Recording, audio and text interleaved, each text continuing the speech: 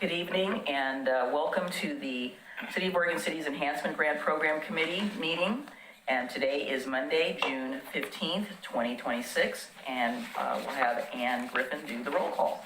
Commissioner Adam Marl. Here. Mayor Denise McGriff. Present. Commissioner Mike Mitchell. Here. Commissioner Scott Wilson. Here. Councilor Christine Lewis. Present. Marie Andrews. Here. Eric Bruckbauer. Here. Judy Schaefer. Here. And I will say for the record that Commissioner Smith. Yeah. Smith is excused.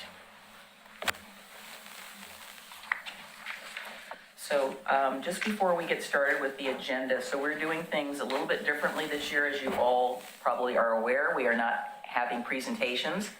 However, if we do have questions, we will ask you to come up and ask you to address that question that we are asking only. We are not asking for a presentation on your project, but there may be questions. So just be prepared if you are here. We hope to, so we have 16 applications and we hope to be able to get through the agenda tonight. As you can well imagine, we will have a financial update. As usual, we have more requests than we have money. And that is going to provide some unfortunate angst for some folks and some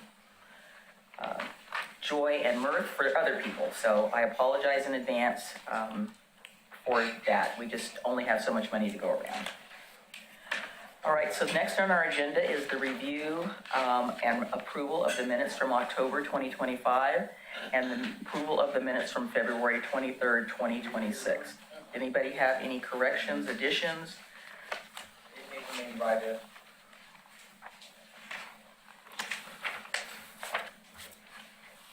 I don't. I would move October 20 and February 23 meeting minutes. Okay, we have a motion. Is there a second? Second.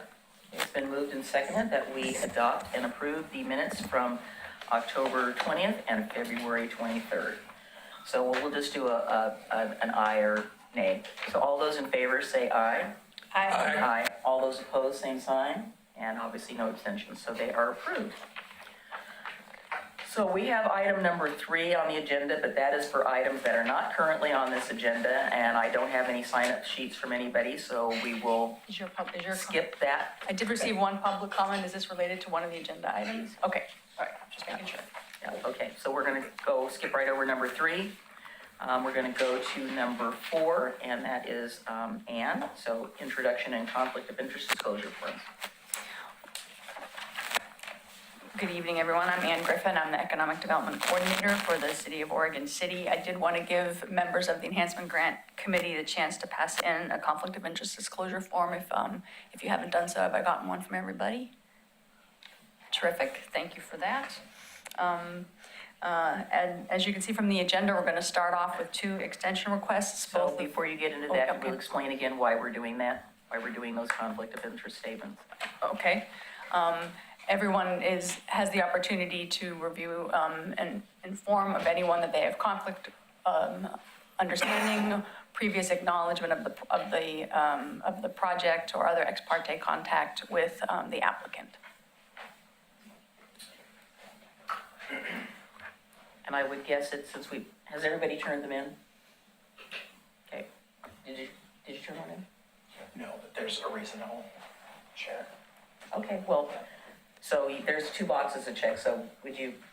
Oh, the form, yeah, I did, the conflict. Yeah, the forms, yeah, Sorry. so, so basically, some of us do serve on possibly serve on some of the boards that are before here, and so when we get to those items, we can discuss that, but basically the conflict of interest has to do with whether we have any financial interest in this, which I think nobody does. But we want to make sure that that is open and above board. So, all right, so let's go on to the request for the 25-26 extensions. And we have online, we have Diane Alls from Clackamas County Arts Alliance.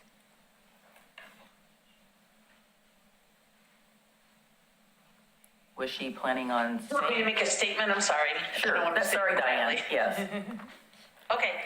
Yeah, so thank you for letting me come and present tonight. As you know, we got a grant last year from you all, which has been really great. In December, however, we're a very small organization staff-wise. We have basically 3 staff members. Two at the time, 2 of us worked part-time and 1 person worked 32 hours a week.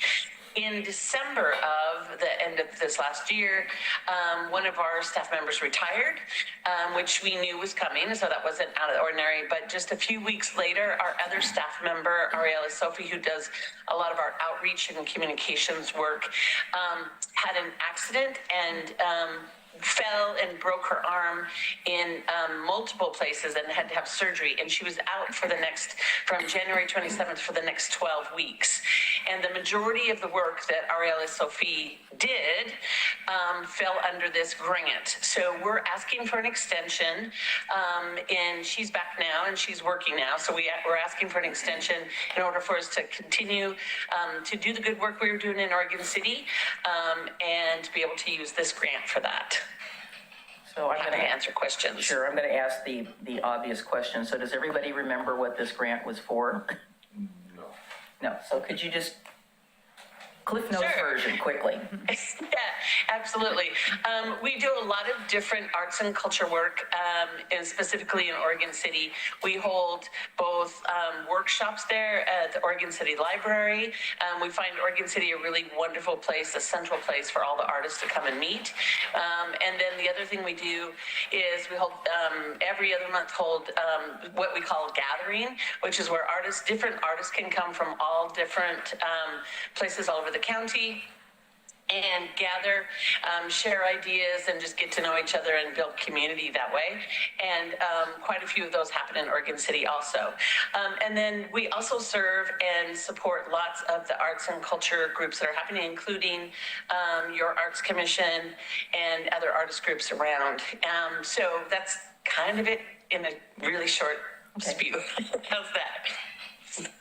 So are you asking for a full year extension? Or are you asking for a 6-month extension or? Yeah, so at the very most, it would be 6 months. We're hoping that we'll be able to fully bill by the end of August. That's our goal, but just in case we have to run in a little bit more than that, it would be great if we could have the next extra months for that. But we're hoping to bill by the end of August. Okie dokie. All right, let's hear, before we make a decision, let's hear from Soulflags. Hi, everyone. Thank you for having us able to present this evening. Soulflags was awarded a grant for the Salmon Life Cycle Living Current mural along Railroad Avenue. We had to fulfill some additional items that delayed the mural to be completed this summer instead of last summer. It is set to start July 6th with a community paint by number event on July 11th, and it will be running through the first week of August at completion. So we are requesting a 6-month extension for that reason. So you didn't explain what the reasons were. Well, we needed to present the Two Rivers Neighborhood Association, when they had notified that we were presenting, they didn't list that it was a mural that was being presented. And it was primarily just that that caused the delay. That's because they didn't have a meeting or what? They didn't have the mailer that was sent out detail that it was Soulflags was presenting a mural for approval. They just listed Soulflags was presenting. So for that reason, we had to go back to do the presentation to them for approval. And when was that? That was several months ago.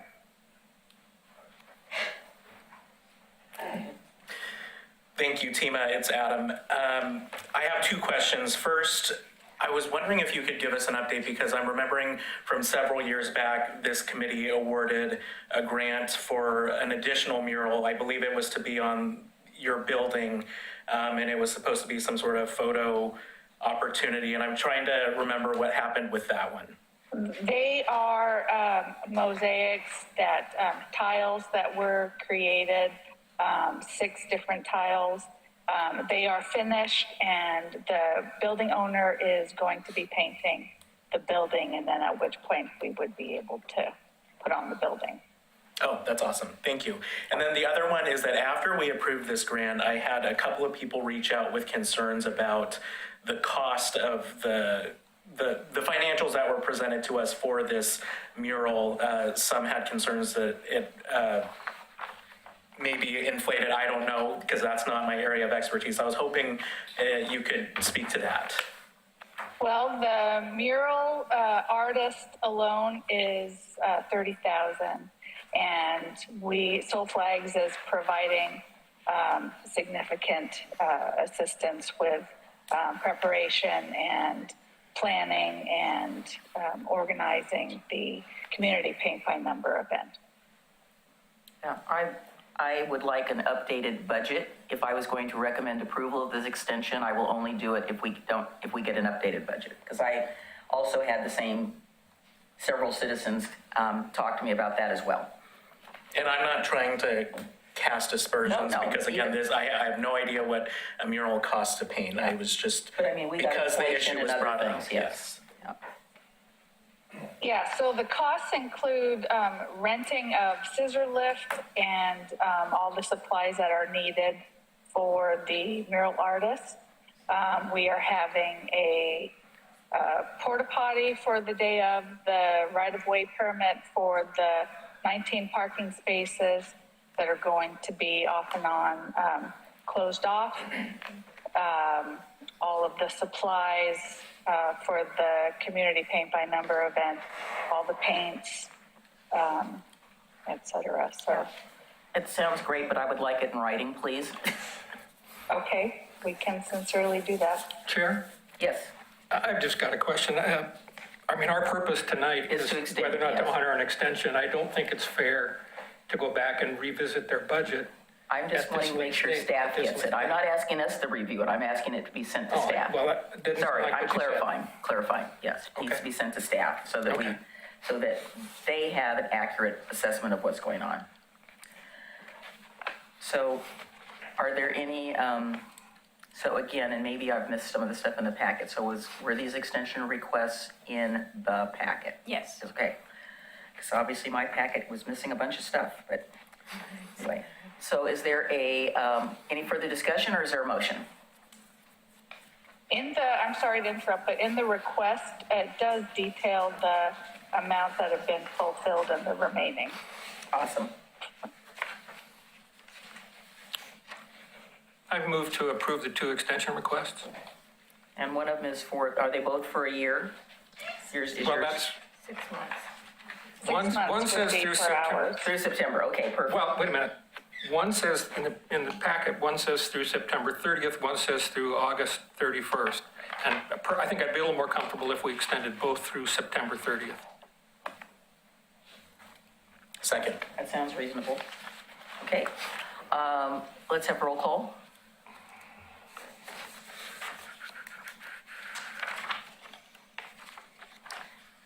You can just start at the end and just go around. Makes it easier.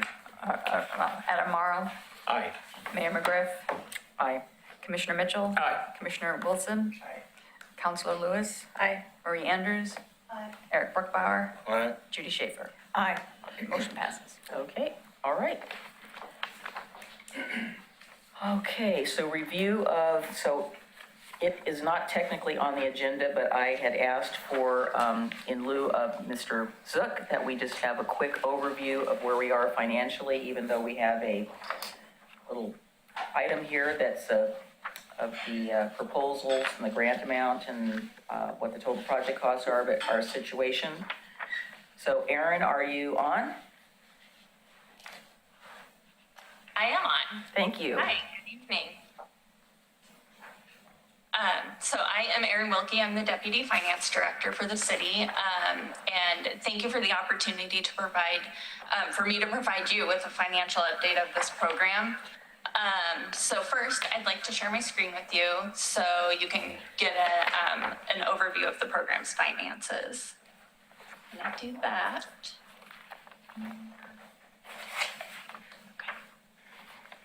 Okay, can everyone see my screen? Not yet. Not yet, okay. How about now? Coming. Yes, now we can.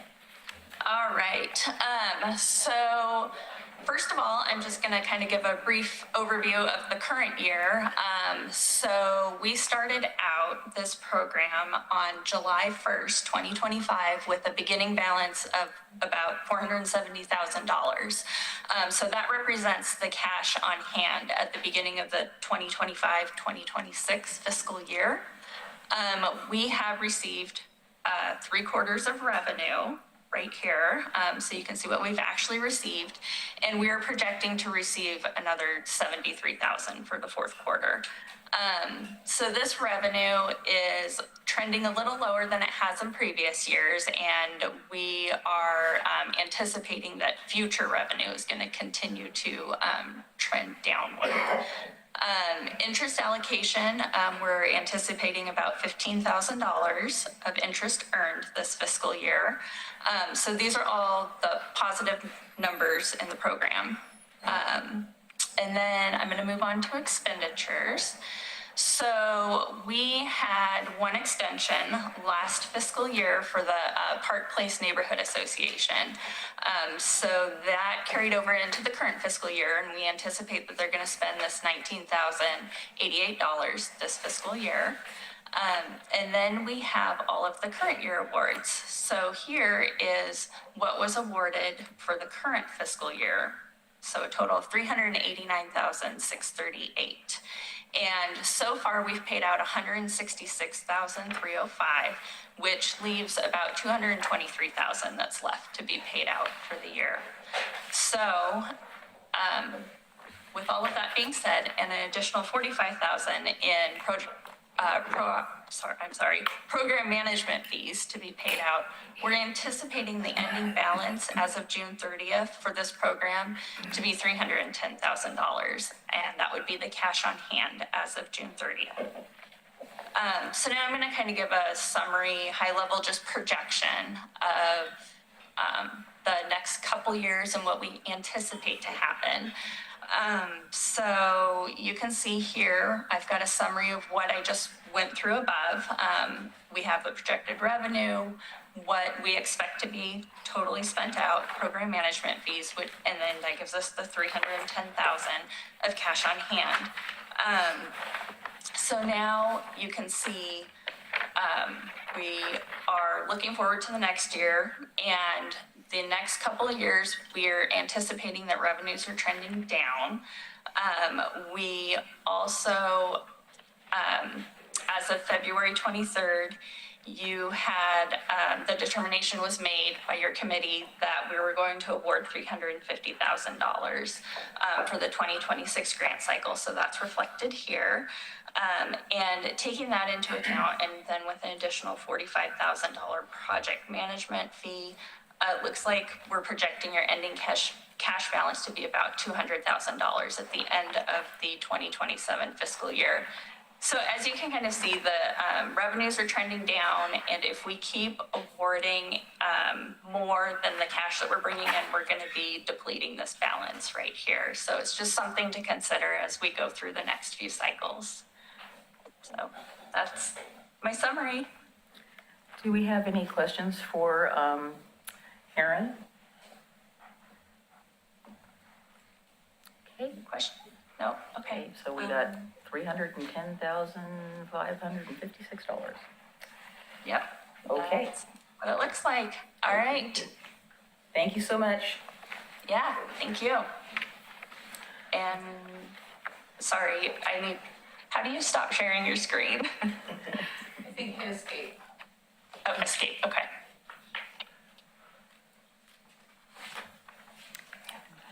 And it'll happen in just a moment.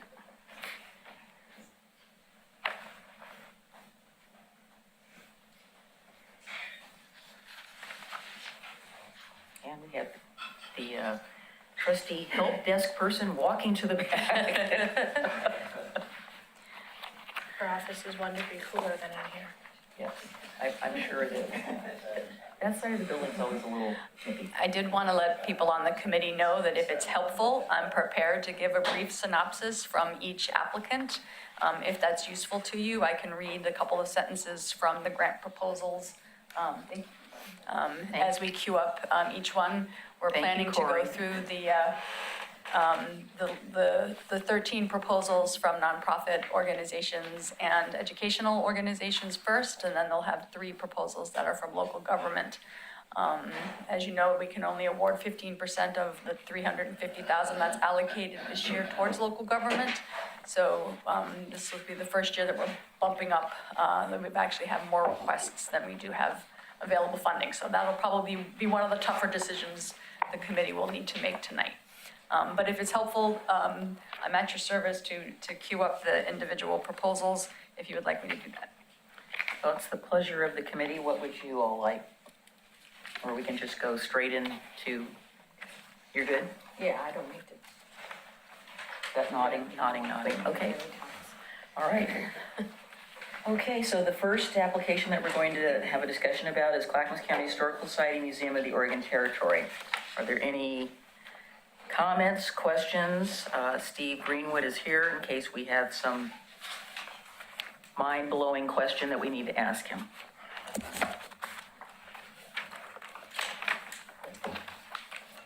I do have a Oh, question, please, go right actually. ahead. Yeah, and go ahead and come on up. Could you talk a little bit about what your marketing strategy looks like? I think a lot of the issues that we have with some of the assets in Oregon City is that a lot of them struggle with the fact that a lot of people aren't aware that it's there. And so I'm wondering if you could talk a little bit about how you're getting the word out about not only this project, but the last project that we funded and all the other great things at your facility. So I just want you to know, I'm not putting the timer on, but we will ask people to be brief. But yes, you have the green button pressed? Or is it red? I can never remember. It was red. One of them's green, one of them's red, so that must be the red one. Can you hear me? There we go. Absolutely. Our marketing plan is, we're shooting for a comprehensive marketing plan. We really are, part of our plan is to have a strong social media presence, but we also use emails, we use flyers.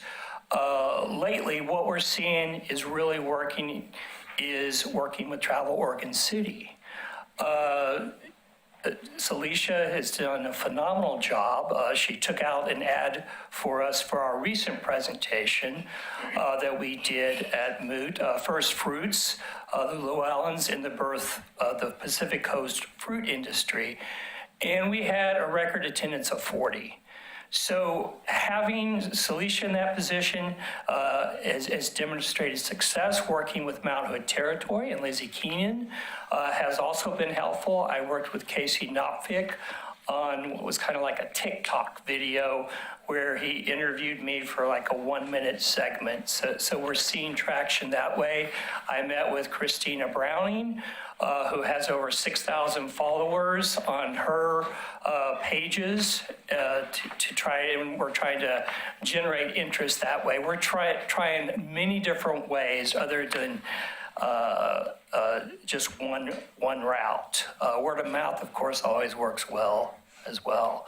On our website, we update our website regularly. We have an Instagram page, we have a Facebook page, and we are enlisting the help of volunteers to help us get the word out as well. Marilyn Deutsch, a former TV reporter, I think she was with Coin, helps us write social media pages, posts. So we're really trying to utilize our volunteers for helping us get the word out. And I think we're beginning to see some traction on that front.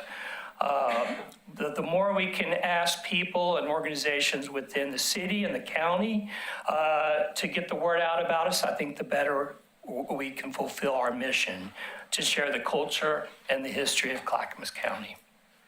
That's great to hear. Thank you. Thank you. Go ahead if you have a question. Anybody else? Go ahead. Sure, thank you. Your metrics question response was quite lengthy. Okay. But what I pulled out of that is the main metric you track is number of visitors, and then disaggregated to include students. Correct. Do you count all visitors to the building because you have the event center, or are you able to uniquely count those who actually experience the museum? Both. Okay. We have done both in the past. Have you experimented with ways to get folks there for events to actually stop on the way up or the way down to see what you have? Yes, we have. We work with our partners who operate. We just did a switch over last fall with the new event rental tenant, but we encourage them to add on, visiting the museum, or we'll leave the museum open for their event. Maybe they'd like to have an event and the museum, a cocktail reception. We did that with a recent, in May, with a recent client of the Portland Catering Company. So we do encourage that. We track data.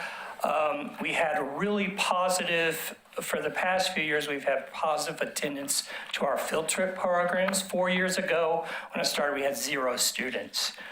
This year, we had nearly 1,100 students. And so we're seeing a market increase. We've reached those students, those teachers in part. Many of them are repeat teachers now, but we also really are able to reach them through email marketing. Email marketing, the 10 districts in Clackamas County has been highly effective. And we work in conjunction with the Ermitinger House, Holly Swager, and the McLaughlin House. So that has been a successful partnership for us. Wrap it up. I'm sorry. Getting off I have this- a gift for getting the off gab. topic. Anyway, I hope that answers your question about metrics. Yep, thank you. Sure. So I'm going to piggyback on that because, as she said, there were a lot of words, but I didn't see any numbers. So if you are marketing and you know who's coming, what would have been helpful in here is that how many people that you served with the previous exhibit were from Oregon City, because while this is a great project, Steve, Yeah. it is not the Oregon City Museum of the Territory. It is the Clackamas County, and a lot of your documentation talked about Clackamas County and what was happening in Clackamas County and those sorts of things. And obviously, we've been trying to get people to talk about what they're doing for our community. I know you're located here. I've been there many times, and I support the museum, but I don't see anything in this documentation that is helping me understand, because you said kind of about, I don't know what the about is.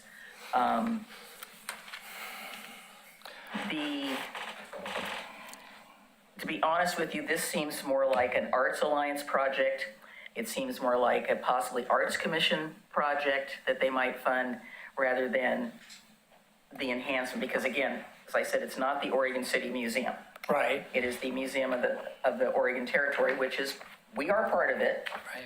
But I'm trying to hone down on what the effect is. And I know about the school program, but, I don't know if the museums can tell me how many of those students were from Oregon City.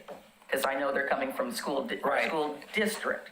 I can get the committee those numbers. I don't have them Well, we need it Right. now. Not later. Right. Find it within 20 minutes. I have the information from Holly, but I don't have it right here. I have to pull up Like the I said, file. you said a lot of really great things in Sure. here, but you didn't, because it says identify and describe measurements that will be used to assess the project's effectiveness. Be sure to describe project goals, which you did, challenges, and the benefits that will result, but I don't understand what the measurement is, other than you're saying you're going to count, you had 2,500 museum visitors, the first 12 months after opening, 1,000 students, 50 school tours, but that doesn't hone it down to what I want to know about our Oregon City. Yeah. Because this is the Oregon City Enhancement. Right. Program. There are the numbers. I don't want to give the wrong numbers, but from our annual reports, we have a breakdown statistically of where people come from, like the 2024 annual report. It's largely from the Oregon City and the Portland metropolitan area. Yeah. I don't want to give the wrong numbers. No, I I can access that during the other presentations, but I don't have it immediately ready. I would have recommended you put it in here, because that's Okay. the question it's asking. Sure. Any other questions? Okay. let's move on to number 2. Do we have any questions about that? Is this me? Yeah, you're done. Okay. Thank you. Thank you. Yeah. Nope. Moving on, okay. Clackamas Workforce Partners.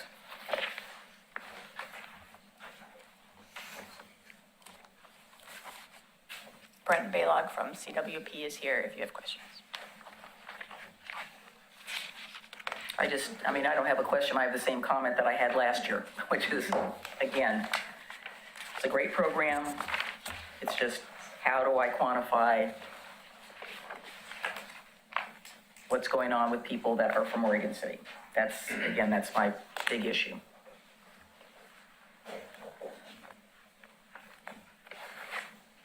Okay, so no questions? All right, let's move on to Downtown Oregon City Association. I do have a question. Okay. Is anybody here from DOCA? I was expecting someone from the board to be here. I know that Juliana Allen cannot be here tonight, but I was expecting a board member. So, Well, let's, can you hold off on that and we'll shift it down in case they're on their way? All right, let's go to the Father's Heart.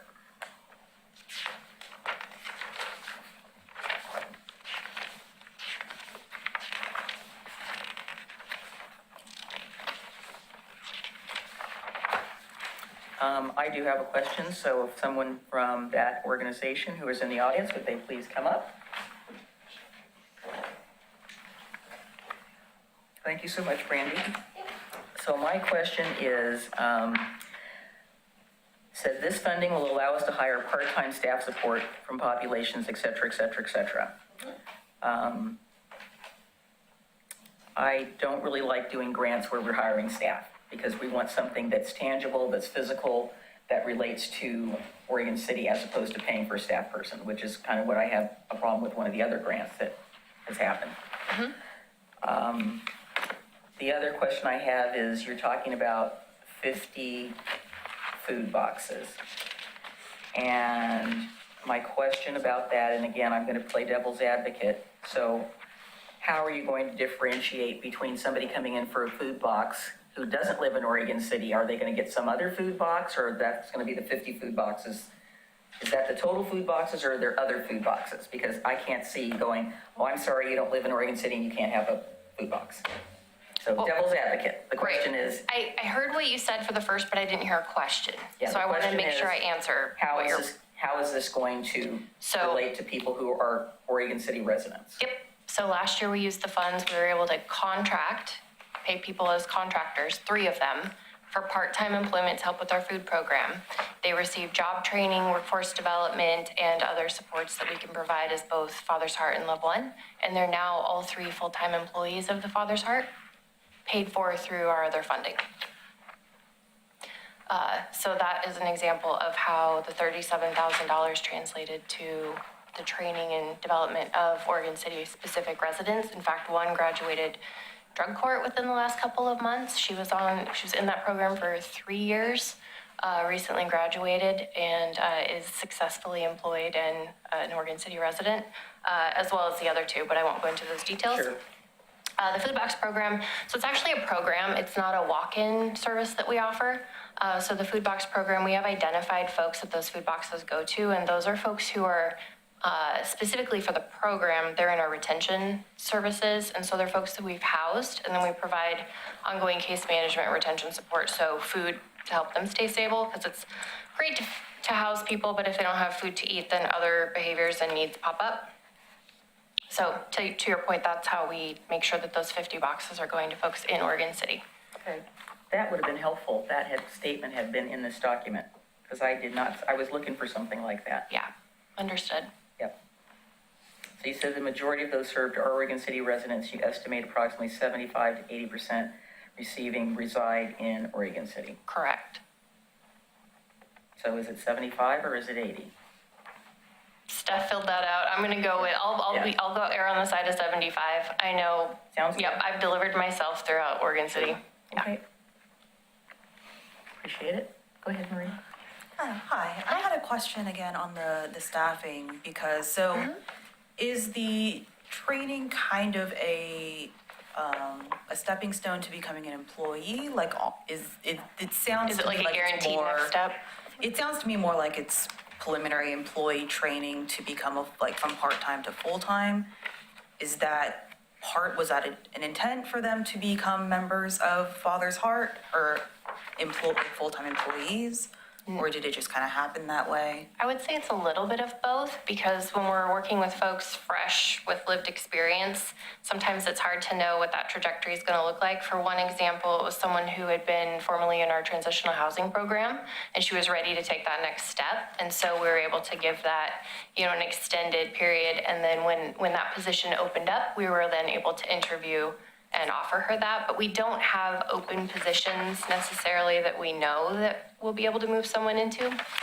But if we do, we very much want them to be able to interview and be ready for it. Okay.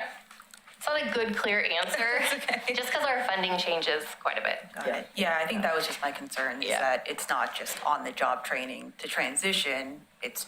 So we would also support them in what it looks like to apply and do some of those other things to apply anywhere that they might be qualified to, not just with us. Okay. So that support exists regardless. Okay, thank you. Yeah. Anyone else? Okay. All right.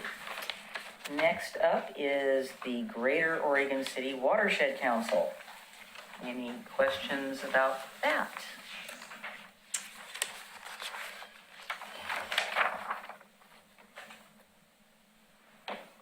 Nobody? Well, you're off the hook, Tom. He's thanking us for that. He helped his daughter move in the heat yesterday. Karen and I worked hard on Friday and Saturdays. Yeah, thank you. It was a very, very good application. Any questions regarding number 7, Hannah Grace family? This is another repeat.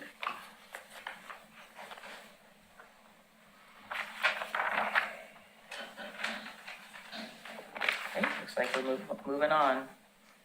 Just because we're going through these fast doesn't mean the discussion's going to be fast.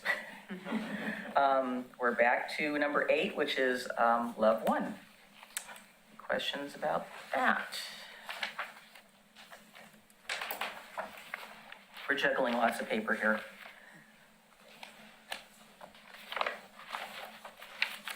I think I just missed it here, sorry.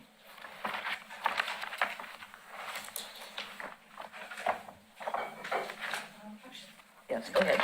Actually, I did have one question, so hi again, sorry. Yes. She's multifaceted. So I had a question on the funding request or for the budget breakdown, because I noticed in the application that there was a mention of a kind of the construction of a wellness space. Do I have the right note on that? Oh, no, I think I'm wrong. I'm so sorry. Oh, that's I'm looking at okay. the wrong application. Okay. Yeah, It's like, there's I don't some- think kinda so, get but mixed up. I'm happy to speak to something. Sorry, but thank you for coming. Yeah, wait. I'm gonna take advantage of you being up here. Okay. So I've got a question. Obviously, this work is about helping find folks on the street who are interested in finding stability, developing relationship, and moving them into shelter, into relationship, and into a housing program. I then look at a different application much later in the packet where we see street outreach being done by police. And I'm just wondering if you can speak to how your two programs do and don't communicate with each other. Oh, absolutely, yeah. So we have our level 1 outreach team throughout Clackamas County. We have folks dedicated to rural areas because that's separate funding than the SHS money, as you well know, within the urban growth boundary. We have outreach staff embedded in Oregon City PD, one in Milwaukee PD, and one with Gladstone PD. And so they specifically work in those jurisdictions, take referrals specifically from our police partners and or city staff, and then also network with the rest of the outreach team together. And specifically what we've been seeing are families a lot of moms and kiddos. Last week it was a mom who was 14 weeks pregnant with a 4-month-old and a 2-year-old in a car leaving DV. And while we do have some DV resources in the county, they're very full. And so the intent with this specific application is a stopgap so that we have funds to immediately do something while we source those other resources. So it's a little bit niche in that we're really looking for that emergency gap that our other funding maybe doesn't cover, but it is in partnership with OCPD and our other partners. Okay. Yeah. Great, thank you. And I don't know what DV is. Domestic violence, Okay, sorry. That's what I thought it was, but. Yep. Yeah. Yeah. Any other questions? Okay. Oregon City Parks Foundation. You're up, Chief. No, I didn't call anybody up. Sorry. Parks Foundation. Yes. I just messed up the order of my things here. I guess I've got a question about measures and metrics. Okay, come on up, Damon. Thank you. So thanks for, I guess, some pretty ambitious goals in terms of number of people you're gonna get in. And the way I look at that, it's the top of the funnel. You got people coming in, 4 workshops, hundreds of people. But then we get to the metrics section, I don't quite see as much specifics, other than we've touched 100 people per meeting. Do you have any wildlife metrics? Do you have any built environment metrics? I just didn't see on the bottom end the impact that these workshops are trying to cause. Right. The biggest impact is we're trying to just disseminate knowledge. We've been working with Xerxes Society for a couple of years now and trying to get out the word about pollinators and not mowing your lawn and all that fun stuff. What the 4 different projects our seminars are for is to, touch on different environments. We don't have any specific metrics other than the 3 previous talks we did. We know that we get roughly 25 people that actively, attend. A few people wander by because they're in a public area. But our objective is to, have at least that, increase it by, we'd like to double it by having it in different areas of the city so that people can attend, just by walking, as opposed to, I gotta drive someplace and park. Like one of our parks has 3 parking spots. So our metrics are just basically attendance metrics. For any hard metric, it'll be attendance. Okay, thank you. Yeah. I would just like to take a second. There's a typo where we mentioned moot and EOT. It's only EOT. I mistyped moot, so in case there's any confusion. So I guess one of my questions has to do with, has the Oregon City Parks Foundation put on any activity like this in the past? Not to year-long extent, but we have had 3 different talks. We had 2 Xerxes talks, and we've had pollinator garden. I couldn't think of the word. It's like the bees. And we've had pollinator garden demonstration events. We haven't had a formal 1-year thing. That's something we've been trying to grow into. And do you have any metrics on that? That's where I said we had roughly 25 people. For the Xerxes or? We had 40 for the first Xerxes, roughly 35 for the second one, and then we had over 40 people come out to our pollinator clean the garden event, although most of those were like the Boy Scouts, so I'm not sure I want to count them as 30 people. It's a Boy Scout troop. So our hard number is there's at least 25 that have come out to each one of the 3 events that we've had. Yeah, I think there was one of the criteria talked about, demonstration that you can actually pull this off.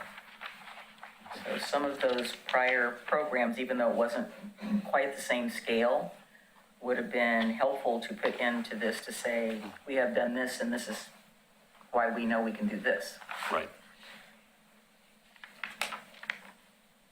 And you say all seminars and work locations will involve and serve Oregon City residents first. Correct. So how are you going to take attendance or ask where they're from or? Oh, yes, that's actually part of what we do when we have people sign in. We ask where they're from, we ask for, an email address, because I like to keep them on the hook once you get the fish. Yeah, they will give it to you. Yeah, we do we don't scream, but we ask the audience, where are you from? How far did you travel? How did you find out about this? Because that's always one of the big things you want to, don't want to spend $100 on flyers when everybody read it on Facebook. Mm-hmm. So. And can you talk a little bit about the administration costs? I know it's below the minimum, but it says here, advertising, printing, posters, da-da-da-da-da. Yeah, we anticipate most of the admin costs are going to be flyers and signs saying this is where the event is, as opposed to, find out where Atkinson Park is, So there would be probably a dozen different signs saying, OCPF event this way. They look like campaign signs effectively. And they're fairly inexpensive, especially once you have a template. It's usually the setup cost. So that's why our admin is so low. And we have a volunteer on their staff that does Facebook graphic design. So Fantastic. Any other questions? Okay, all right. Thank you. We're down to, okay. Mayor McGriff. Yes. I did want to let the committee know I was able to reach Juliana Allen. She is on vacation, but she said if I want to text her a question, she'll try to respond via text. So I know we had a question for DOCA a few minutes ago. Did you want to go ahead? Yes, Sure. we'll backtrack. So my question was what they're planning to include on the signage. I would assume they would not be including individual businesses, not only for favoritism's sake, but also for the potential that information could become stale. And so in the absence of that, which I would argue is the better way to go, I would just like to know what they're proposing to wayfind for. Okay, I'll send her that text. Thank you. We'll hold off in a minute. Maybe we could go to their application while we're waiting. Which I have to remember where it is in the pile now.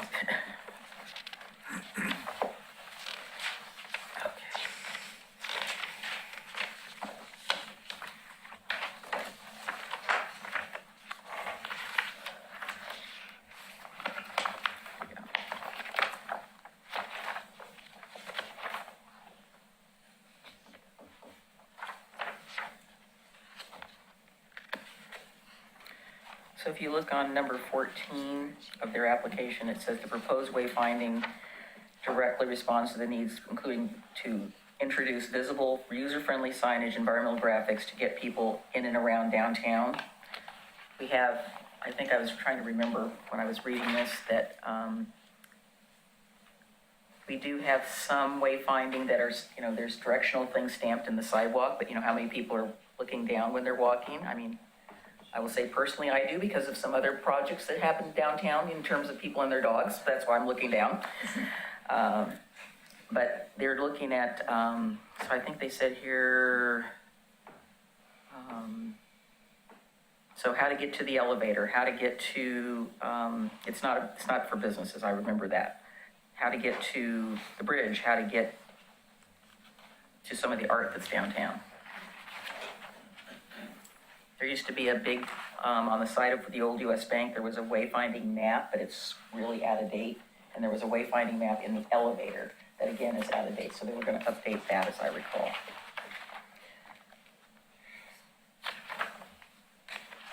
I can see that she's typing. She's typing, yeah.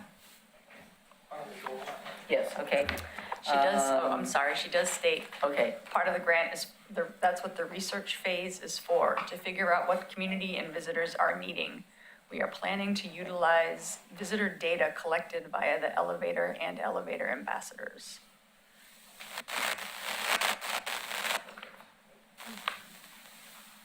Okay.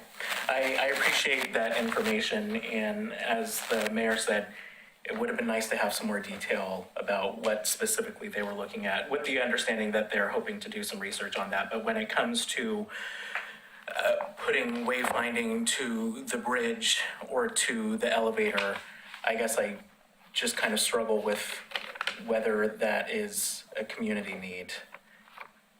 It'll look nice, but I just struggle with that. I do like the project. Okay. We will move on to Oregon City School District / Oregon City Together. Are there any questions? Yeah, so I had a question, Anne is here. and I'm going to ask it to the right person this time. Hi, thank you.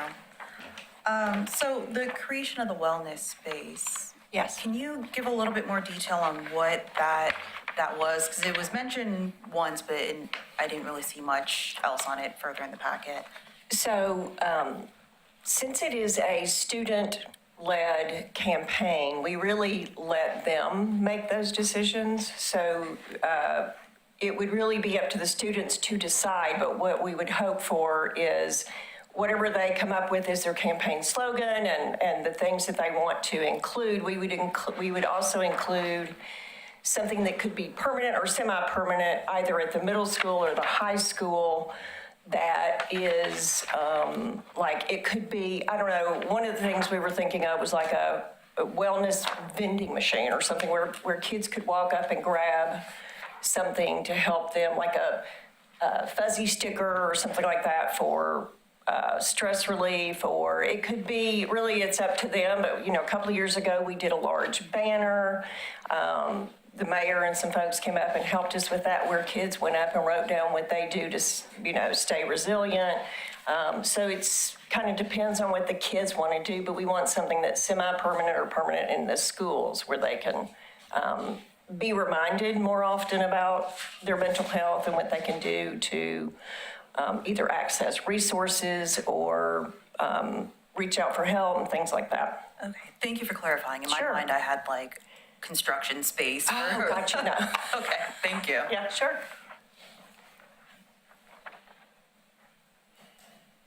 Any other questions?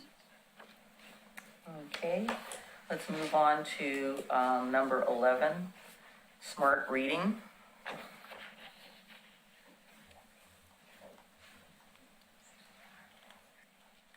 And I'm going to ask whoever's here for that to come up.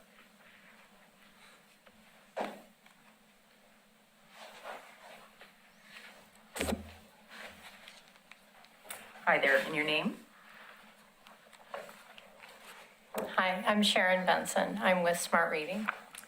Fantastic program. Thank you. I'm just not sure how it relates to the Metro Enhancement Grant. So maybe you could explain that. I did read your application. Great. So my understanding is the enhancement grant is to benefit residents that live within the Oregon City limits, correct? That's part of it. Okay, great.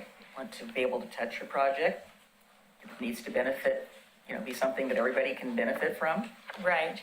So our case here is that if children are reading and educating and meeting their third grade reading benchmarks, that not only benefits the student who goes on to be successful in school and in life, but also can then engage in civic activities, as any of these projects that have been presented here tonight.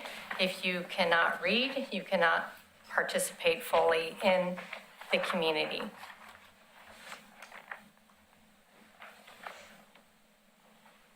I'm just trying to find your application. And again, we have a whole pile of them, so I apologize because I thought I had it right here in front of me.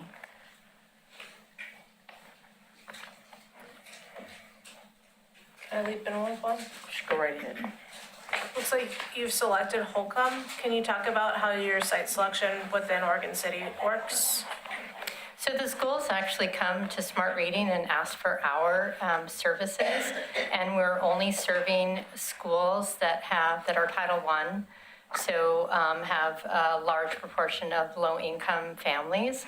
So typically, the schools come to us, and Holcomb has been a school of ours for a long time. So we're serving students there who need help reading. So we pair them with a volunteer who reads with the same student every week for the entire school year. Have you approached any of the other eligible elementary schools in Oregon City? They have approached us, but we have limited resources. So there's more students than that need our services than we can serve.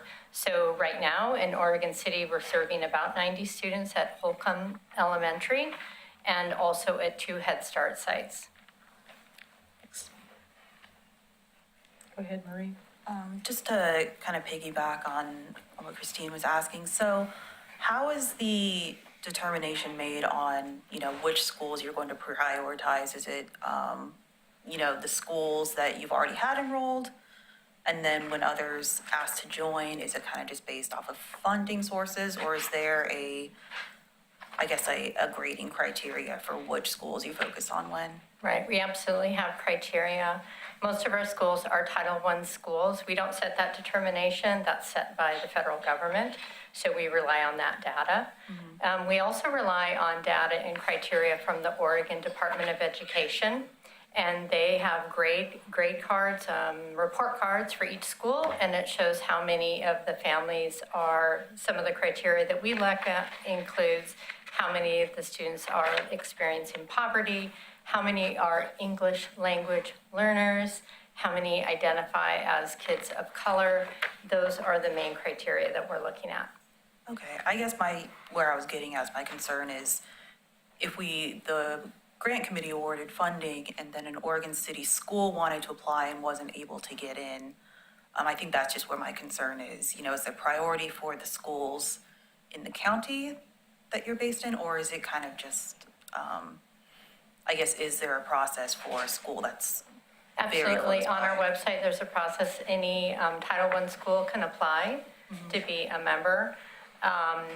And so that's the application process they would go through. As I mentioned, we're serving 90 students within the city limits at this time.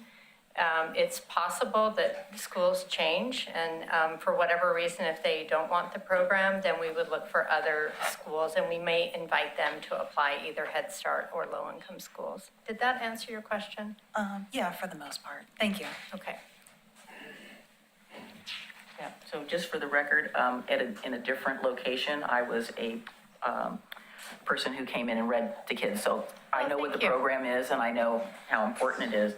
So in addition to this, though, I don't know if you're aware, I was trying to figure out how this balances out. So the Oregon City Library gives away a lot of free books.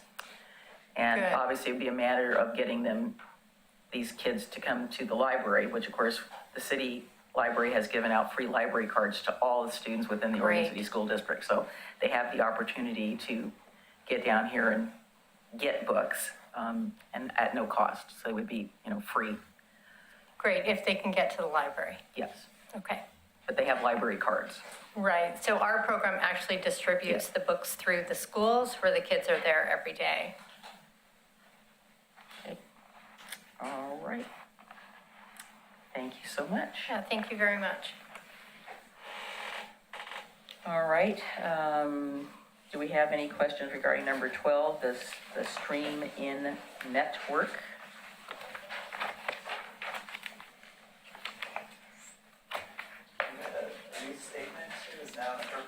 No, it is not. Sorry. Please do not speak from the audience. We will, if we have questions, we will ask you to come up, but we are not doing presentations. We are not doing that. We just decided that was not cost effective for us in terms of our time and energy. And so, any questions about this particular project? So I do actually have one. Rick, if you would come up, please. Joined by my co-founder, Krista, here, and board chair. Yeah, so don't talk from the audience, please. Sorry, just so it doesn't get, you Sure. have to talk, we have to put it Right. on the record, so you have to speak up. Can everybody hear me? Yeah, so you're fine. So I'm just trying to get a clear understanding of the $30,000 that's being requested, and maybe I didn't read this a third time, but I'm not clear on what that money is being used for. Yeah, it's staff time to support events. It's for youth stipends is a lot of it. So we have youth that are. A lot, Yeah, so. like specifically. Yes, so so far we've had about 70 youth in a year that have participated in our programs and been eligible for stipends outside of school time. We've also done a number of programs with Oregon City High School and Oregon City Service Learning Academy and other in-school programs. But when they join us outside of school, we like to honor that with a stipend after they've served 20 hours. They're eligible for a stipend $15.50 an hour is what we start them at. And then they level up and they can get $16 an hour next time and keep going up to a maximum of $20 an hour if they're a crew leader. And so we just feel like, especially since we're trying to serve underserved youth, when we started initially at $10 an hour, it just wasn't quite enough, especially the students that really needed the money. They would say, I can go do fast food and make a little bit more. So that's where we started offering the youth a little bit more, which is a little bit more of an investment, but it all goes back to the community, and it really makes a difference in retention and for the youth feeling honored by their service. So we also have a number of program requests here that are all using youth. So there seems to be a lot of overlap here. So are these people being rotated around to the different organizations, or you have a specific cohort that you're dealing with that are Oregon City residents, or the majority of them are Oregon City residents? I'm just trying to understand, because it's, I keep reading about a lot of youth stipends. So I'm trying to figure out. As far as I know, all the youth on our program are only in Stream and Team. I don't know of any that are in these other programs. So far, we've been about half Oregon City, since the majority of our programs are happening here. Some of them, like Farron, who joined us today, can walk to programs at the Environmental Learning Center at Clackamas Community College is kind of our home base. We do at least one program there a month, often more. And so, you know, it's been roughly half, but if we get the grant, then we'll just do more outreach, you know, specifically in Oregon City, and be able to meet our goal of at least 60% of youth from Oregon City in the Oregon City programs. And you are tracking that by where they live, and that'll be part of your statistics that you're submitting? My wife and co-founder Krista there is really good at all the administrative stuff. She keeps track of who is from where and who participates in each event. We'll have all that. Okay. And in terms of, I know your organization is relatively new, so I guess I should ask, do you have a lot of, so there's a question about, do you have the ability to deliver on this type of a project? Yeah, we've been doing it for a year now, very successfully. There's a lot of interest in growing the program. The first Stream and Team is here, but we're talking to folks who are interested in starting other Stream and Teams. We're still planning, Krista and I, to be supporting the local program. It's kind of our baby. We don't have kids. This is really fulfilling for us. And yeah, we are absolutely sure. We have a wonderful board of directors led by Lana, who's there with us. And they all come out and volunteer. They serve, you know, on the board, helping us plan and implement all this. And then other board members will even come out and get a pickmatic and help us hack out blackberries and pull ivy and plant trees and stuff too. So it's a very much team effort, and we feel like we have a lot of support for success and growth. Well, I thought it was interesting in your answer to number 15, you have thousands of people will benefit from the program. Is that, I don't know how quantifiable that is. It's very quantifiable. And the reason that in this is, document? Yeah, so the folks that we work with at the Environmental Learning Center, they serve thousands of students, and they've had us coming in doing things like trail maintenance. They say, we can't really have the kids coming if the blackberry are across the trail. Those are like razor sharp thorns there. And we go in, a few hours, we've got those trails safe, and all those kids benefit. Otherwise, I couldn't even use the space. So we know right away how many students are served, how many thousands of kids, different ages. We do programs over there. Springwater Environmental School did a big thing where they rotated through different career connected learning tracks that we were part of. And so, yeah, they can add up all the folks that use the ELC, and that gets to thousands right there.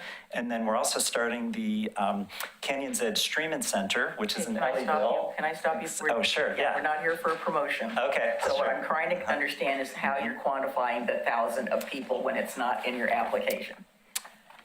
It would be. No, I'm saying it's not in your Okay, got it. application. Yeah, the first time we did this, I didn't realize we needed that level You of said detail. that you've done this you've been working on this project for about a year. Mm-hmm. And so obviously you have some metrics and things from your past experience, which is going to help you do this project. Mm-hmm. But I did not see any of that in here. It's just sort of general statements that we've done this, we've done that. But I don't have any way to measure it or show any metrics for it. Makes sense. That's what I'm asking. Mm-hmm. Got it. That's what the question is asking. Mm-hmm. Yeah, so we would, I know from just talking to Heidi Blackwell with the Environmental Learning Center that they're serving thousands of students that are benefiting from the ELC that we're maintaining.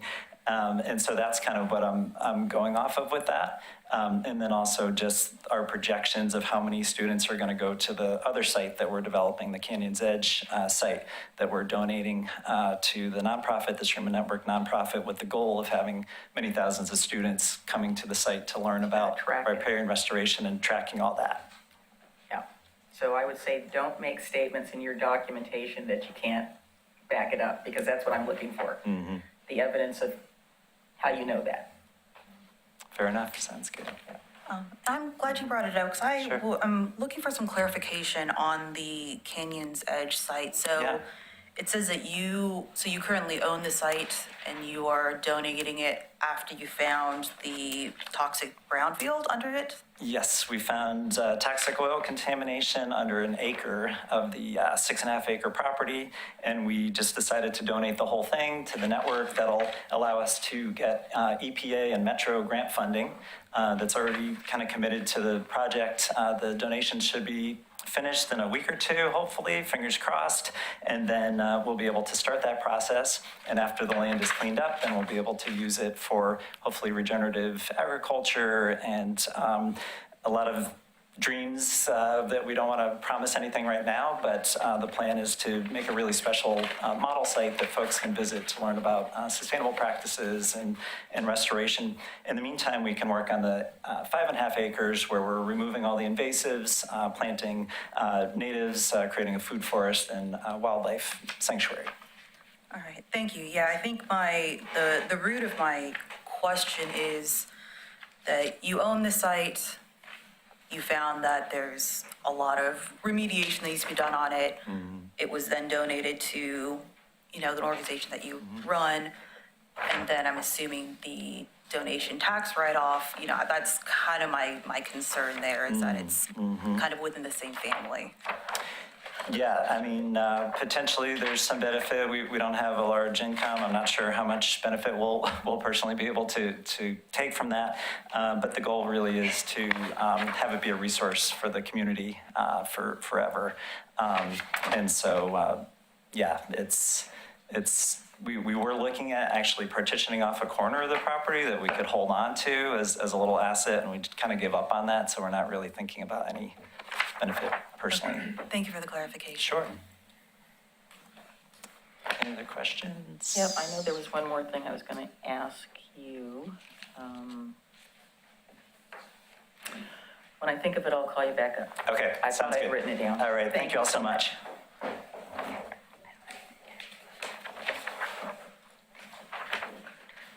All right, we have Willamette Falls Symphony. Any questions there? I know I had one, but I'm trying to find my paper.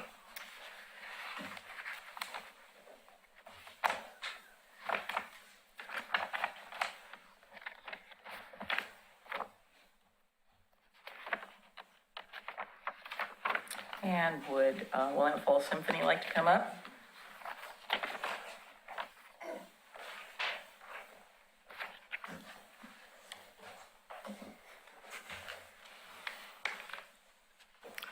So there were comments made in item number 15 about the number of Oregon City residents that generally make up, I'll read this, roughly make up 30% of your in-house audiences. So, and I don't know what the in-house audience number is, so I don't know what the 30% of that is. And then the other question I had was,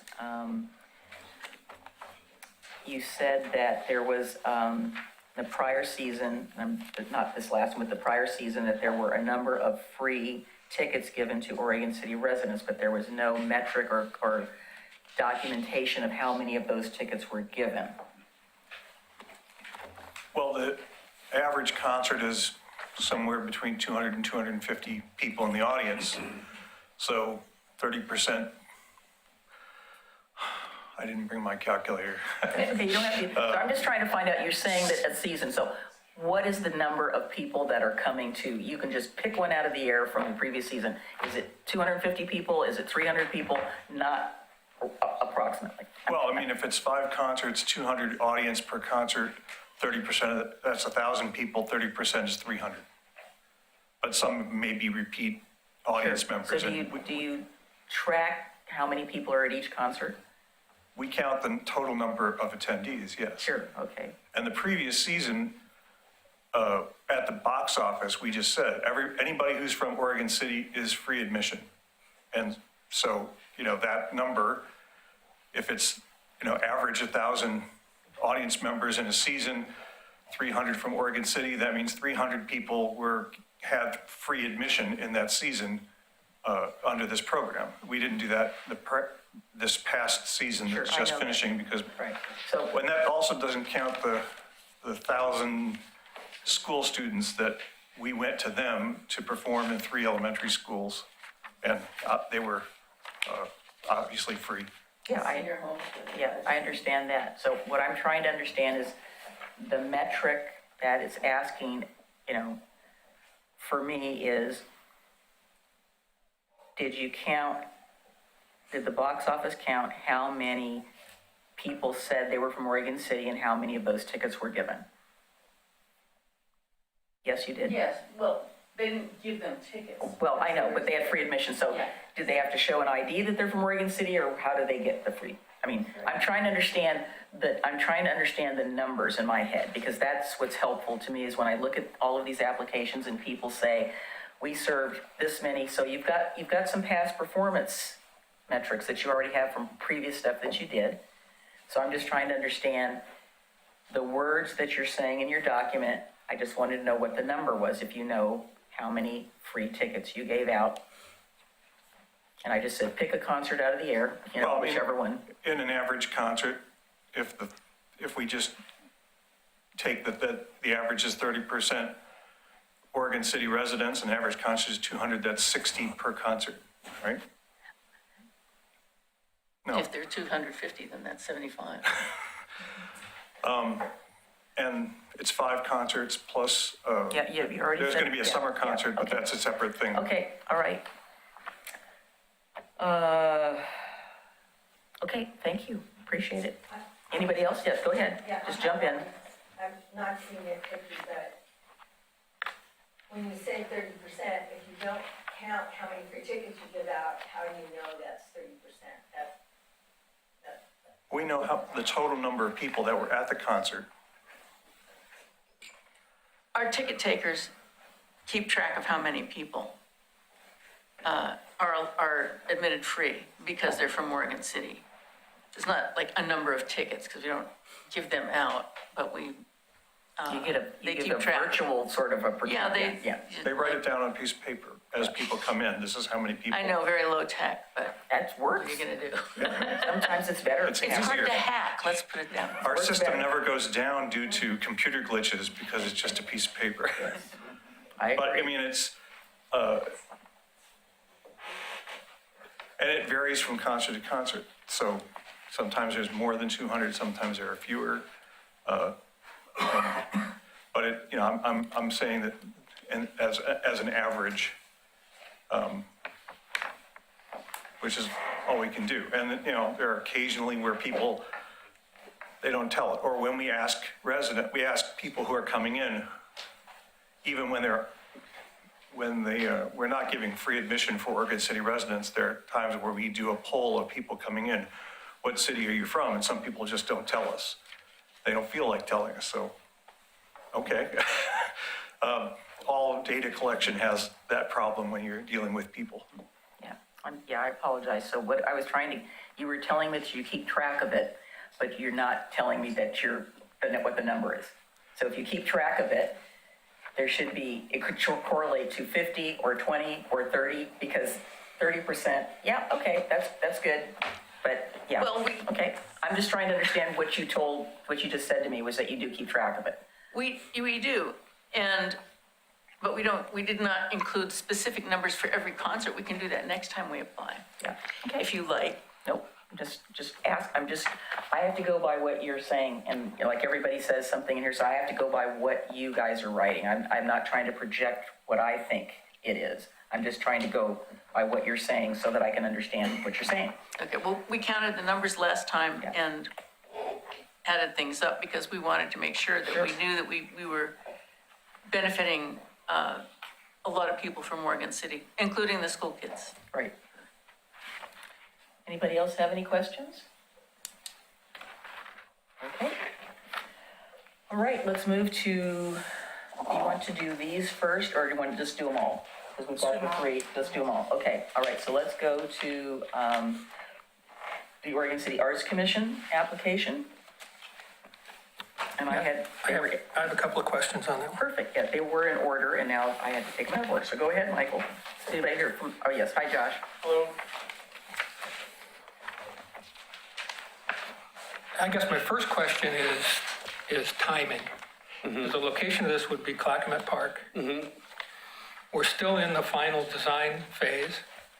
Then there's engineering, then there's permitting, then there's how are we going to pay for it, then there's construction time. Are we not early?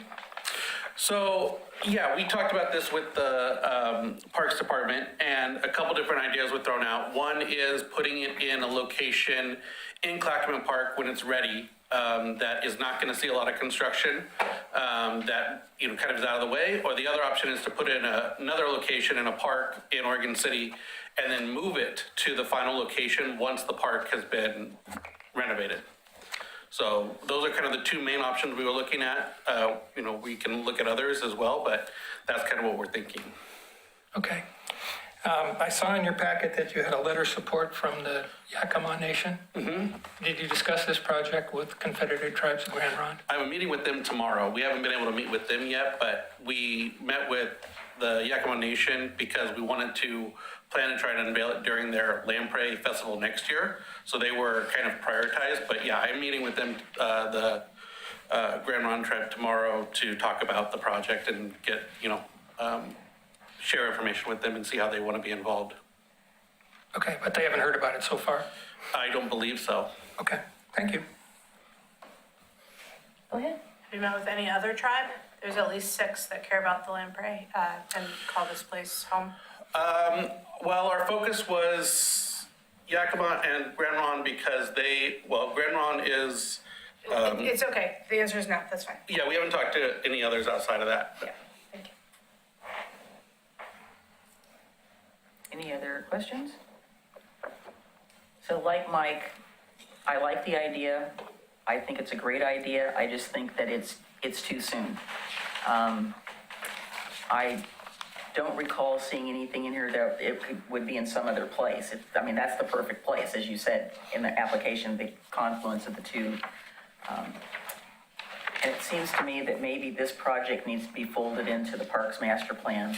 Well, part of the reason we pushed this forward was that they could use the funding that goes towards this project as their contribution when they go to get larger grants and say, we put 40,000 already into this project, and use that to help them when they go for other grants. So it could help them ultimately get the funding they need quicker by having this one done earlier. And it might bring more interest to the park as the development starts. Yeah, I think the location is great. That whole part's gonna get tore up. Yeah. So, again, we had our two kind of scenarios of, is there a place where it wouldn't get touched and could be close to where it's eventually gonna reside? Or do we put it in a completely other spot and then move it once it's ready? That's why there wasn't much in there, because we didn't have a clear answer on that yet, but we're gonna work with Parks and Public Works on that. Okay, anything else? Okay. The next one is Oregon City Parks and Recreation in conjunction with the Hillendale Pickleball Club. Any questions? I did have a question, yes. Go ahead. Is anybody here from, online? Tom is online. Oh, Tom. And Hi, Tom. also someone from Hillendale. And you are? From Hillendale Pickleball. Okay. Hello. So I guess my question is, for the repairs, have they been assessed for like foundational damage beyond just the surface level, cracks and erosion? I can take that. Yeah, so Tom Kissinger, Parks and Recreation Deputy Director, we did have a contractor come out and look at this to help, guide our grant application, to give us a bid. They did look at the foundation, and it really is just a need to kind of armor the edges and resurface the outside. Okay, that answers my question. Thank you. Anybody else? So my question is, and you can just tell us who you are, so my question is, if public monies are being requested and used for this proposed project, why are people being charged to play pickleball at the court? I think it might move a little bit, but. Okay, so I'm Mari Morose too. I'm from the Hillendale Pickleball Club, president of the board. So the Hillendale Pickleball Club is the club who provides all the temporary nets that need to be put up each time we play. We also provide balls, which you need many of them. I understand. So those are things that require funds to be able to support the club, and the club is welcome to anyone. It is $30 for the entire year, so it is relatively accessible to people.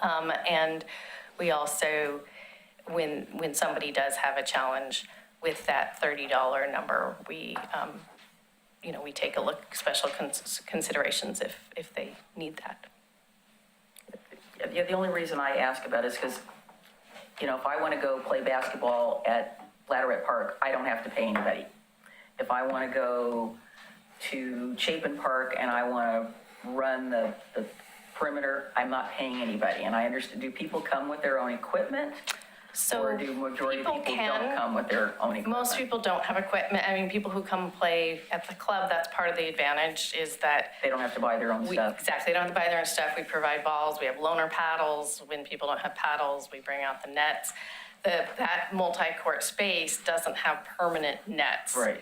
And part of that is by design by the city, so that it can be also used for basketball and tennis. Yeah. So, yeah, most people just don't have That makes their own sense. nets. Yes.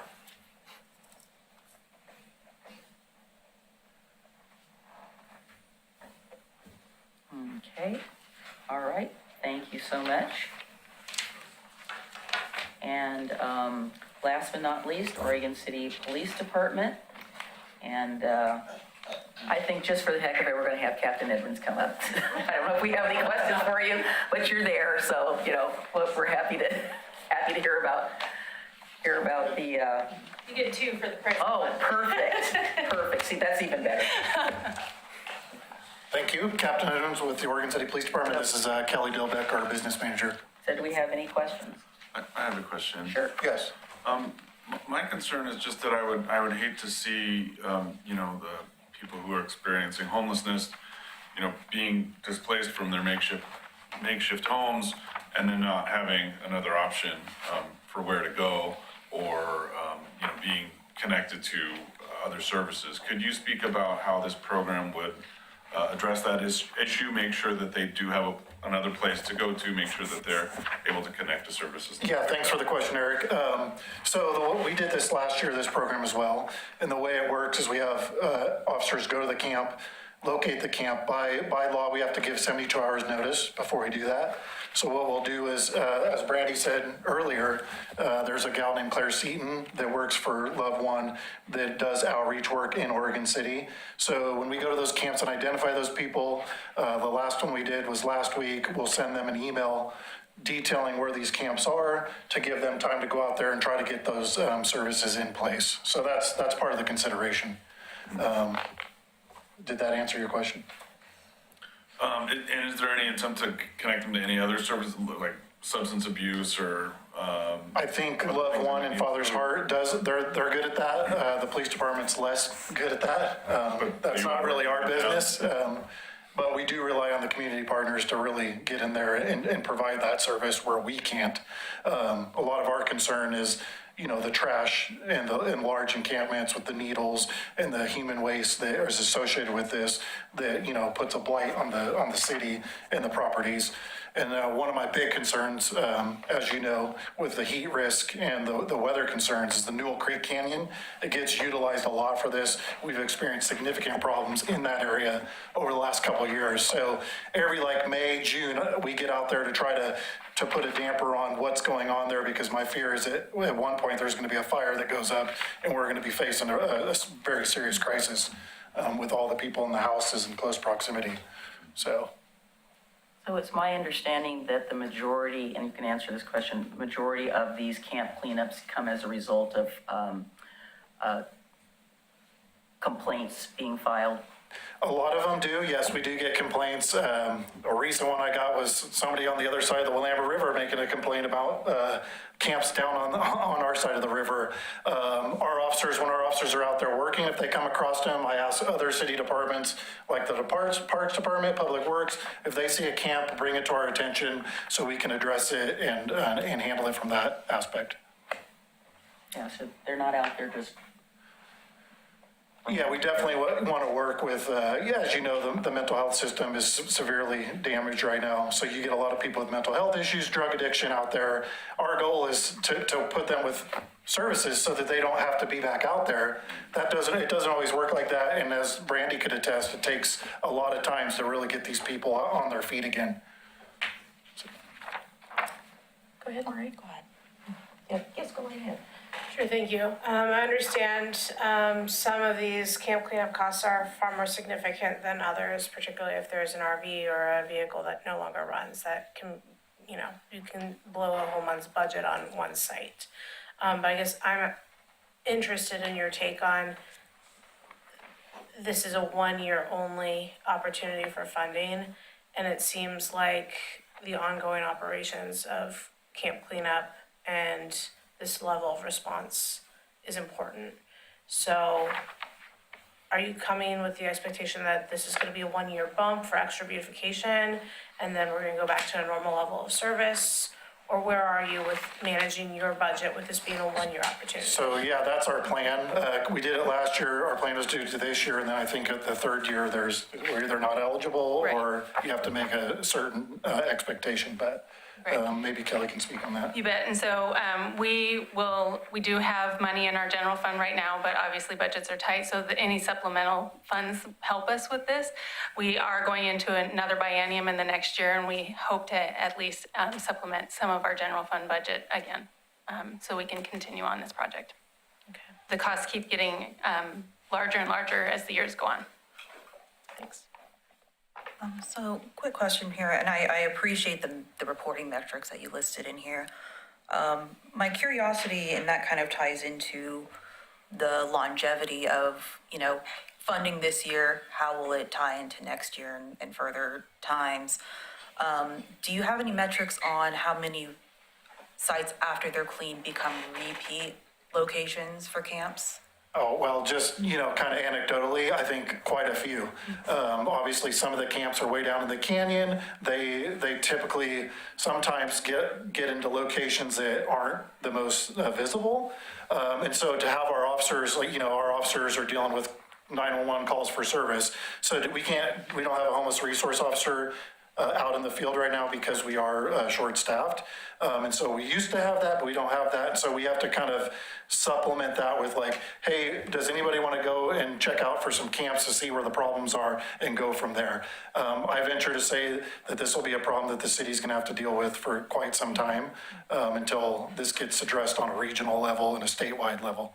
Okay, so I guess to further elaborate, my question is, let's say, like Christine said, there's an RV or, there's a significant amount of work that goes into clearing out a site. Are there any steps to, try to be proactive and say that site doesn't then have the same issue? Yeah, but some of it's like, we don't have cameras on these sites. We don't monitor if somebody's going down there. But like Sergeant Turpin will go out and take a check, like, hey, have we checked on 213 recently? And he'll go check and make sure it's good. 3 years ago, I think it was 3 years ago when I first got promoted to captain, there had to have been like 12 camps down there. And it was a massive $30,000 cleanup. That's how bad it. Right now, when he went out recently, I think there was 2 or 3. So there is some progress in that area. Occasionally, there are camps that we aren't aware of, and then that's when we find out that they're like those large camps that we had to clean up the $30,000 one a couple of years ago, and now we keep an eye on it, so we hopefully don't have that again. Thank you. Yep. I know there was the one in Kanema that was just off the park, and so I think Public Works came in and put some big giant boulders, yes. We have lots of extra rocks in Oregon City that we can utilize around town. Well, there's strategies. Obviously, it's harmful to the environment. I don't have to tell you too much about that. It speaks for itself. Obviously, getting the people the help that they need is a concern, but also it does pose a problem for the community members that live in Oregon City and have to see it on a day-to-day basis. Would you comment not only on, because I got the call about the one under the viaduct that ODOT owns, so would you talk a little bit about how we coordinate with ODOT? Because I know we used to have a couple of camps, and you're on 205 there on McLaughlin Boulevard, and you head up, and ODOT came and trimmed up all those trees, so now you have a clear line of sight, and we haven't had any camps there. So I'm just maybe talk a little bit about the coordination. Yeah, so, with them? Yeah, good question. So Jeff Arms, he works for ODOT. They do the posting. They don't want us to do posting on their property, but there's some citizens that complain to him. They'll complain to us. We'll try to tackle it. We'll give it to Father's Heart or Love One to go down there and check on these people. And it's just kind of a continuous thing. That site's pretty hard to get to. You got to get over some railings. So it's, like I said, there's some advantages to where these camps are picked and their locations. That one's a little harder to get, but there are coordination I've worked with the railroad police before and trying to get them to clean up stuff in Oregon City. It's a multifaceted thing, and to keep Oregon City nice and clean, that's the goal. I live in this city. That's the goal, is to keep it so it doesn't get too out of hand. So just one last question. So the area, so we have Singer Creek Falls coming down, and then there's the railroad right-of-way. Obviously, it's up above the street, so it's hard to tell. I know that there was a camp there, maybe one person, but there was a tent. I was coming down 8th Street, and I wanted to look at the falls as it was coming down, and I saw a green tent. So I didn't know if that was on city property or that was railroad property, or that one's specific, but we have a map system to try to determine where it's at. There was one on the 99 tunnel where you go up the stairs there, and when you go over there was one hidden back over there. So we'd go over there and send an email to the railroad police. But they're taxed. They got like one person that works the whole multi-state area. I have a pretty good relationship with them because I went to the Reserve Academy with them like 20 plus years ago. So I can call them up and occasionally get a little leverage there and push, but it's like anything in the world nowadays. It's trying to get people to move when they're just loaded with all this stuff. It's hard. So would we clean that up in that instance? We typically don't want to get involved in another agency's like area and start spending money there. I'll do everything to leverage them and make them pay for it. So it's just good to know. Yep. Any other questions? Okay, all right, so we are done with the, Thank you. thank you, David. Thank you, Kelly. Good stats. Are we ready for a little bit of a break? Okay, so, sorry, I can't see forgot there's no clock there. The clock is there. Yes. Is it, well, that looks fast. Yeah, I have 20 till, so, let's take a 15-minute break. And, we'll be back at 5 till, I think. Is that correct? You're the math guy. Yes. I do want to remind committee members that the break is your opportunity. If you would like to revise any of the scores, or if you have not yet turned in score sheets to us, to please do so we can recalculate. But if you would like to revise things that you've submitted now that we've had a chance to have asked questions, please give me your revised score sheets. Okay, all right. So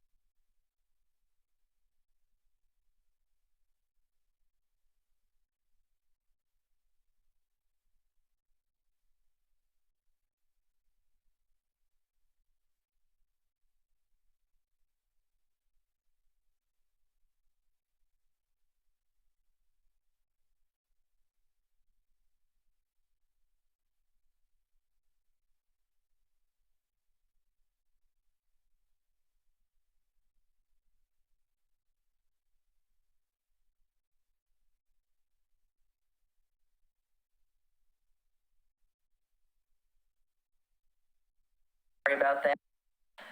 We have some, yes, we're on?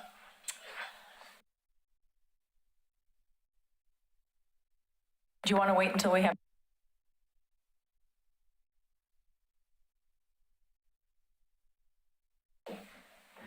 Okay, so do it again. Okay, we're back from recess. Sorry it's a little longer. Appreciate your patience. As you can well imagine, this is not easy regardless of the amount of money we have, but that makes it even more difficult. Hope this, oh, this must be a second set. I said, please tell me these are not the other ones. There's a second set of packets. Okay, thank you. I thought, oh my God. So who would like to start? Should we just go down the table? Judy, you want to start? You don't have, if you want to say no, you can say no. Yeah. Okay. Michael? Sure. Should we start with how we're going to deal with the money? With too many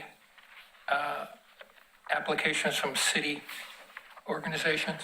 Well, we could take that one first if you would like. That might be This might be easier. something we can discuss. Deal with, yeah. What I think on that one, as I mentioned when we talked about the statue, the Arts Commission, I just think it's too early on that one. I would prefer to see that one come back, so I would not fund that one right now.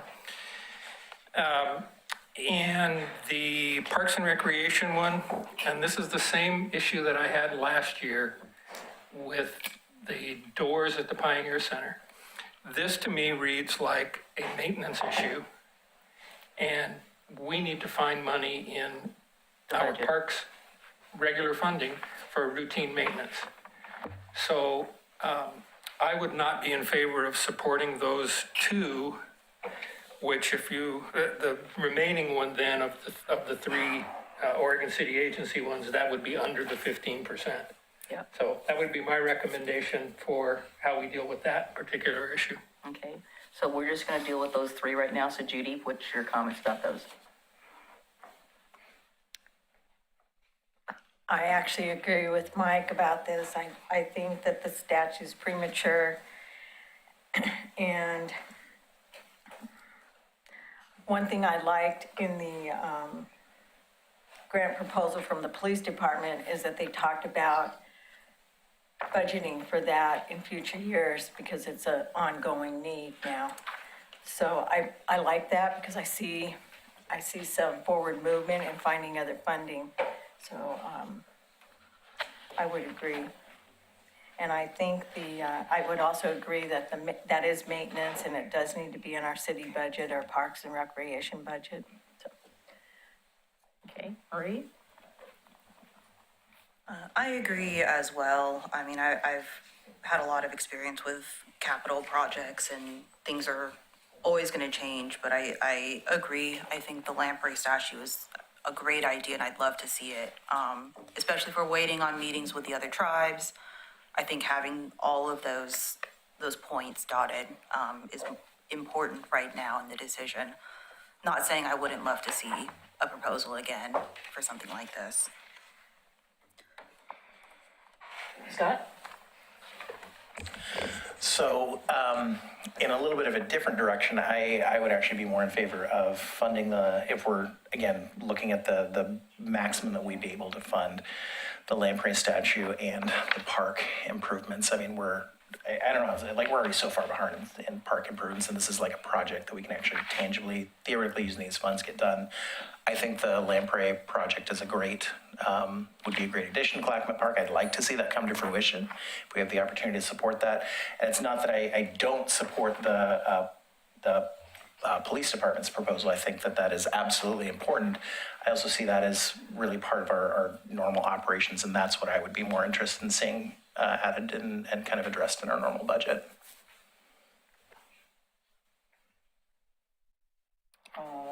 Eric? Well, I appreciate everyone's comments. I think everyone's bringing up some very good points, and at this moment, I have nothing to add. Okay. Adam? I agree about the Arts Commission proposal. I had originally scored that one pretty high because I would like to see that one come to fruition, but with the information that was presented about the lack of tribal outreach, with all of the other important projects in our community that hinge upon strong tribal relationships and the potential of that going sideways for a project like this where that communication hasn't occurred prior to the awarding of this grant, I struggle with that. I would be in favor of the police department one. That one was my top rated, or at least one of the top rated or top ranked projects. And then as it relates to the parks, my understanding is that this project came really as a push from the pickleball club. So I would hate to penalize the pickleball club because they worked proactively with our staff to try and address a project, especially considering for those of us who were on the commission when we were trying to establish the usage rates for nonprofit groups and the amount of angst there was between the Parks Department and the Pickleball Club. I think to see a partnership between these two entities is something that's really exciting to me. And I would not want to get rid of this project, but for the fact that they decided to coordinate with the Parks and Rec Department. Christine? Sure, I echo that. I came in tonight very excited about the Lamprey statue, but without having talked to multiple tribes who would be interested. I don't think we can award it tonight, and I would hope that the city and the commission can work towards an application next year with lots of conversation and building relationship, because I think it's an ideal outcome if you get those correct inputs from the start. For me, the parks issue with the ball court, I understand how long a line you can be in with a capital improvement. And I would hate to see them get kicked into a cycle that takes them too long to get to the top of if we say no tonight, because it feels, oh my God, I'm not even on. It feels like something we can just now get our arms around. So I would definitely be supportive of moving forward, prioritizing the pickleball court, with the remainder of city eligible funds going to the police project. Okay, so last but not least, so I agree with Mike. The police department application was stellar. It gave a lot of detail and background about what happened before, statistics, information, numbers, so you could assess the criteria. I will say that for somebody who has worked for the city and now is an elected person for the city, when I started working for the city, this was not one of our priority projects to do camp cleanups. That was not under the police department's purview. And it has somehow come under that purview. And I see, as Judy stated, moving it into, a line item. I still think that there's never going to be enough money. And I have appreciated the work that has been done to date. Some of those camps have not come back, some of them do. But that's just the nature of the beast. So I would support Mike's recommendation if we have to fund I don't know if we have enough money to do one and then a partial one of another, but the police department has my support. Not that the other two weren't, but and so for the Arts Commission, we're not saying that you have to get permission from the other tribes. We just need to consult with them. We're not asking them whether we can do it. We're just going to tell them that we're going to do it, and we'd like their thoughts. But just be careful how that gets worded, because sometimes there's some misunderstanding that they have a veto power, and we do not want to do that. I will be honest with you, I am not a big fan of lamprey, and I hate to even say that on the record, but I know what their place is in the ecosystem, and they're a prehistoric animal, and they are a first food. But, the one picture that Josh showed in the application, that is the most attractive lamprey that I have ever seen, because they are not an attractive animal whatsoever. And I would not want those teeth to be on me for any, what it reminded me of? A dune. The sandworm. That's exactly when I saw it, the picture, a real one, I went, oh my God, this is a miniature version of one of those things from the Dune movie. So that was very scary. That was the part I was like covering my eyes in the movie when I saw it the first time. So if we fully fund the police department's request of 35,000, and that's, okay, you math people with your calculators, you said it's under the 15%, so how far under the 15%? Of the amount, 356 is 35, It would leave 17,500. under the 15%. Oh, Steve is going what? Steve's waving. I think he's saying no. I think it's a request for mics. Oh, sorry, Mike didn't have his mic on. So to land at that 15%, if we fund the police department at 35,000, that would leave 17,500 that could go to the pickleball court improvements. But I agree with the comment that it is a maintenance issue. Wouldn't we still want to see where these proposals ranked, Well, true. along with all the other ones? But the Yes. police, the three city ones are basically kind of, we have Well, to they set may, they may not make the grade if you look at all 16. We don't We know don't that. know, so I'm just saying, I just wanted to know that if we decide to do that, that's, yeah. Go ahead. I recall seeing in the staff report that there was an option to petition Metro for a raising of that cap. Is that correct? That is correct, but we would have to, yes, we would have to do that. Okay. We do, after the fact, we would do that? That doesn't sound right. Well, I think Pass a Plan B. Yes. You would want to pass a Plan B. That is an administrative rule. That's not even something I would pass at council, so. Yeah. I think we need to just put that in another little pocket, so. So we'll set that aside and see how things rank, but again, since we were separating that out and reviewed those separately, we'll see how that falls.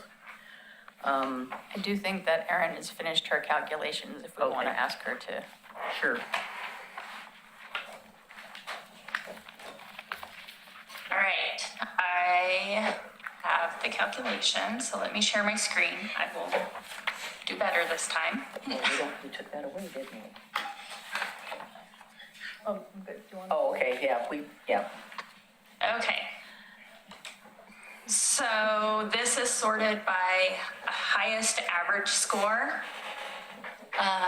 So if you want to just kind of take a look, we have a total of 495,160. To get us to 350 would be this point right here. Okay. Put a border in here. So that's basically the cutoff point. Which one, where the line is now? Yeah, everything above the line totals 356,360, which is slightly over the 350,000.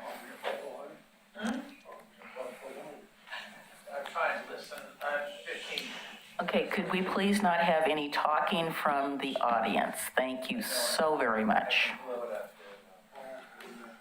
And in there, here's the Oregon City Arts Commission with the Lamprey statue. And then we have Police Department here and Hillendale Sport Court here. I don't see that one. The sport court's right here. Okay. So Erin, can you make the adjustments if we were to, because we have to bump against that 52.5 for local government? It's only 15%. So if we made if we were to give the full 35 and then the remaining, how does that adjust things? And the remaining was 17,500. Right. I'm sorry, I couldn't quite hear you. 17,500. 500 to Parks and Rec, Hillendale. Yes. Oops. And then the lamprey statue goes to zero, hoping for that at a later date. Is that right? I would agree with that. lamprey statue to 0 is what we want. Yeah. Okay, that would put us, that puts us at 331,076 down to the 15,000, and then if we include the 40, it's 371,076.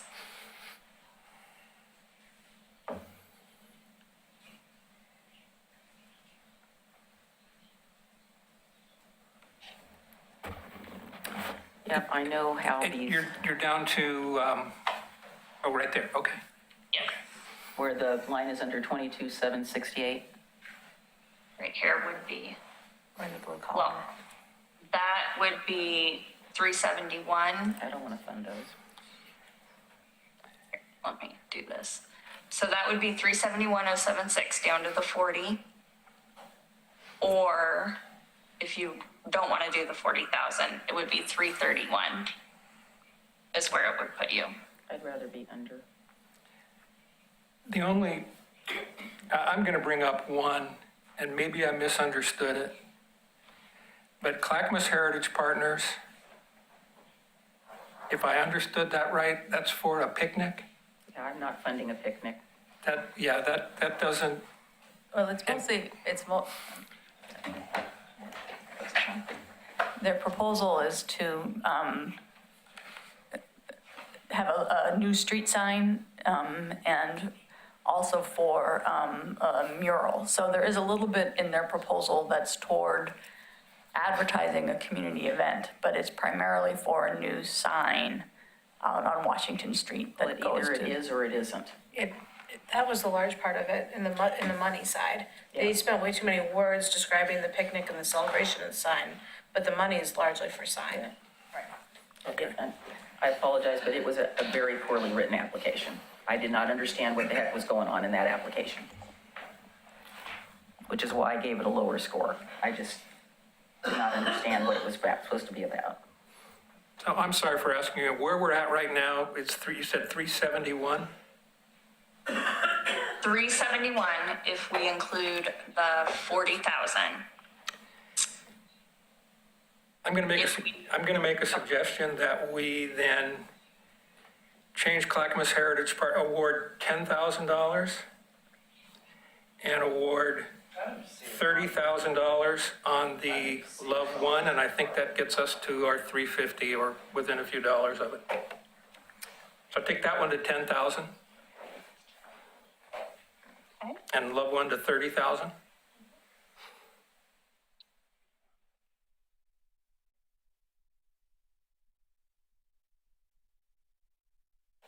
The whispering is really, folks, the whispering is really distracting when we're trying to make a decision here. I'm sorry. So if you need to chat, please go out in the hallway. Probably we can't see the board. Well, I can hardly see my screen, so I understand that. Aaron, where does that put us? With those adjustments, that puts us at 356,076. Go ahead, Adam. I agree with the mayor. I would not be inclined to fund the Clackamas Heritage Partners one. And when I look at the potential cutoff for Love One, given that Love One and the Father's Heart operate from the same building and have shared staff, I would prefer to either partially fund both of them or only fully fund one of them. Because I do think that that's partially a fairness issue. I had actually preferred the Love One proposal over the Father's Heart one, especially because the Father's Heart one was focused so heavily upon the employment aspect, which I struggled with, as the mayor had communicated. But with that being said, regardless of which one we go with, I would prefer that it either be partial for both of them or fully for one of them. And I do think the Love One project is important because it's kind of what goes along with the police project for how those folks would be connected to services. I just have a harder time tracking the metrics, whereas the staff person answered my question about the food boxes. That was very, very specific. This one was a little more nebulous. Again, I'm just going to say it out loud again. I won't be on this committee next year, but what I struggle with, folks, is that you're asking us to fund social service type things, which is not what the Metro Enhancement Committee I don't think that's what the funds are for. I appreciate the fact that all of those programs are wonderful. They are great. They are fantastic, but this is not the right funding source. And that's what I struggle with. And it's why I rated most of those low, and it's not because I don't like them. It's just there are other options to get funding. So if it's a arts thing, apply to the Arts Commission, which deals with art and music and all of those sort of things. That is more targeted. I just have a hard time with people tweaking applications to get it to where they want it to be. It just, again, it's really hard. It's the issue I've had with the about. So if you have a track record of doing something, I would strongly recommend you put it in your application and say, last year we did X, and this is how we did this, and this is how we're going to do this in the future. Don't tell us what you think you might have. You've got background, you've got a track record. Brag about it. Tell us. And one of the things I'm going to suggest for your group this next time is that I think this organization needs to be able to take a quick look at what the closeout was and how they met the metrics, because we don't know any of that. There's an application on here that I've struggled with every single time they've come, because I don't know what they produced from the year before. And maybe they think we get to see that, but we don't. And we're giving away public money. And I feel that we have a fiduciary responsibility. This is, we want to be responsible. We want to be able to say, community, this is what this enhancement money went for. You can go down to blah, blah, blah, and you can see that. This is how your dollars were spent. And we will, after we talked about the last year, we'll make sure that all committee members get a copy of the final report at each. Well, I asked for that 2 years ago and we still didn't get it. I have a question. Go ahead. For the clarity of the scoring, I was wondering if Commissioner Wilson could explain that. I am happy to explain that. Yes, he is. So this year, looking and reading through all the proposals, I'm confident in saying I think every one of these is a great project. They are. Like genuinely, and reading through all of them, I don't think I saw anywhere I had any like red flags, or I don't believe this can be funded, or I don't think it's a good worthy project. So it came back to, really discussions that we had previously had on the Metro Enhancement Grant, and really the why does it exist? Like, what is it for? And what purpose is it, distributed for? And the mayor has a couple times in the meeting tonight talked about, I want to see it, I want to touch it. How are we enhancing the community, beautifying the community? What are these public funds being used so that, the residents of Oregon City can say, hey, that's where that's where our money went, right? And so for me, I scored them, to be honest, and I hesitated turning in my scoring sheet, but I talked with Ann and turned it in anyway. I just looked at it. To me, did it meet the spirit of the Metro Enhancement Grant funds? And if it did, I scored it 100. And if I didn't feel like the Metro Enhancement Grant Fund was really the appropriate avenue to seek funding, I scored it a 0. And just to be clear, it is not because it's a bad project. These are all great projects and would benefit tons of folks, but I don't think the Metro Enhancement Grant money is appropriate for all of these projects. So that's why I scored the way I did. Again, not because they're for the zeros, not because it's a bad project, but just I don't think that Metro Enhancement Grant funds are the appropriate source of revenue. Can I? Go right ahead. Yeah, just building off of that, because I appreciate you saying that, gets me to a concern that I had as I was going through the scoring. And I know that we had wordsmithed this a lot as we were going through the revision, but I think the question about whether this proposal will outlive the grant cycle needs to be reworked again, because as I was reading through it, for example, when I was going through it for the Hannah Grace family, I was like, well, music education changes lives forever. So in the sense that it will outlive the grant proposal cycle, it will, but not in the sense that we were trying to get at with the spirit of that question. So just to build off of that, I would hope that for the next one, and this isn't on staff, this was the language that we had come up with, but just having gone through it with that language now in practice, I think that was one of the areas for improvement that I noticed. Yeah. Anybody else want to? Go ahead, Michael. I have said, I don't know how many times I've been up here on this, at least 3, I think. And I've always said that I'm looking for that physical piece that keeps going. However, I did score Loved One and Father's Heart higher, even though maybe there isn't that physical thing you can put on it.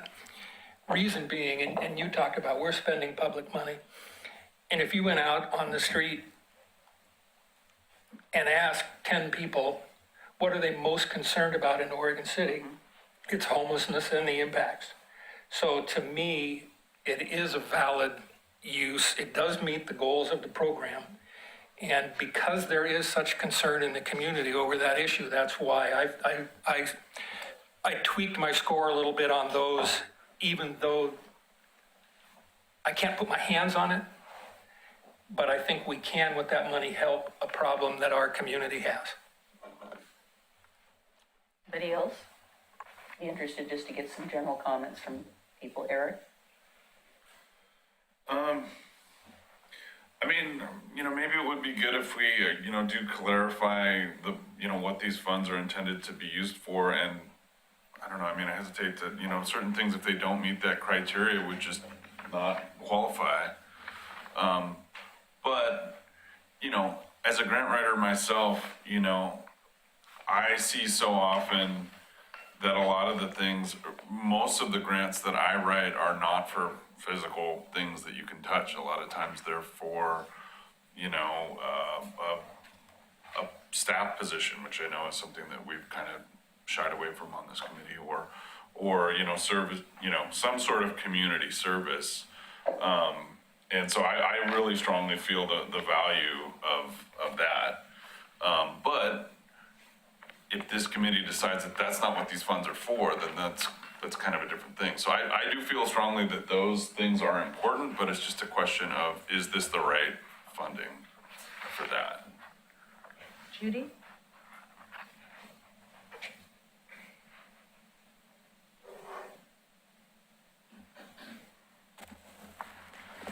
Well, first of all,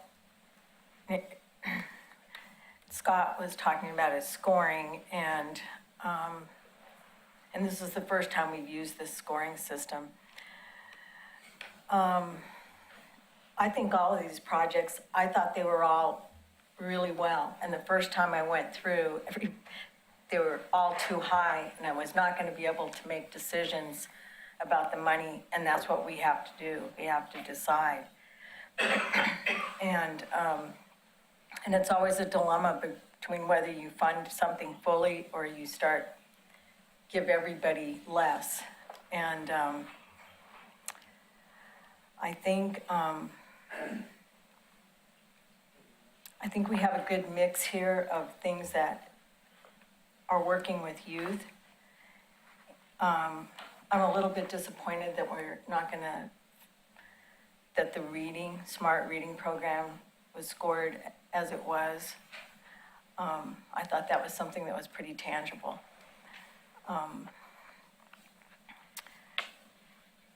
And everything else I sort of agree with what's been said already, so I'll leave it at that.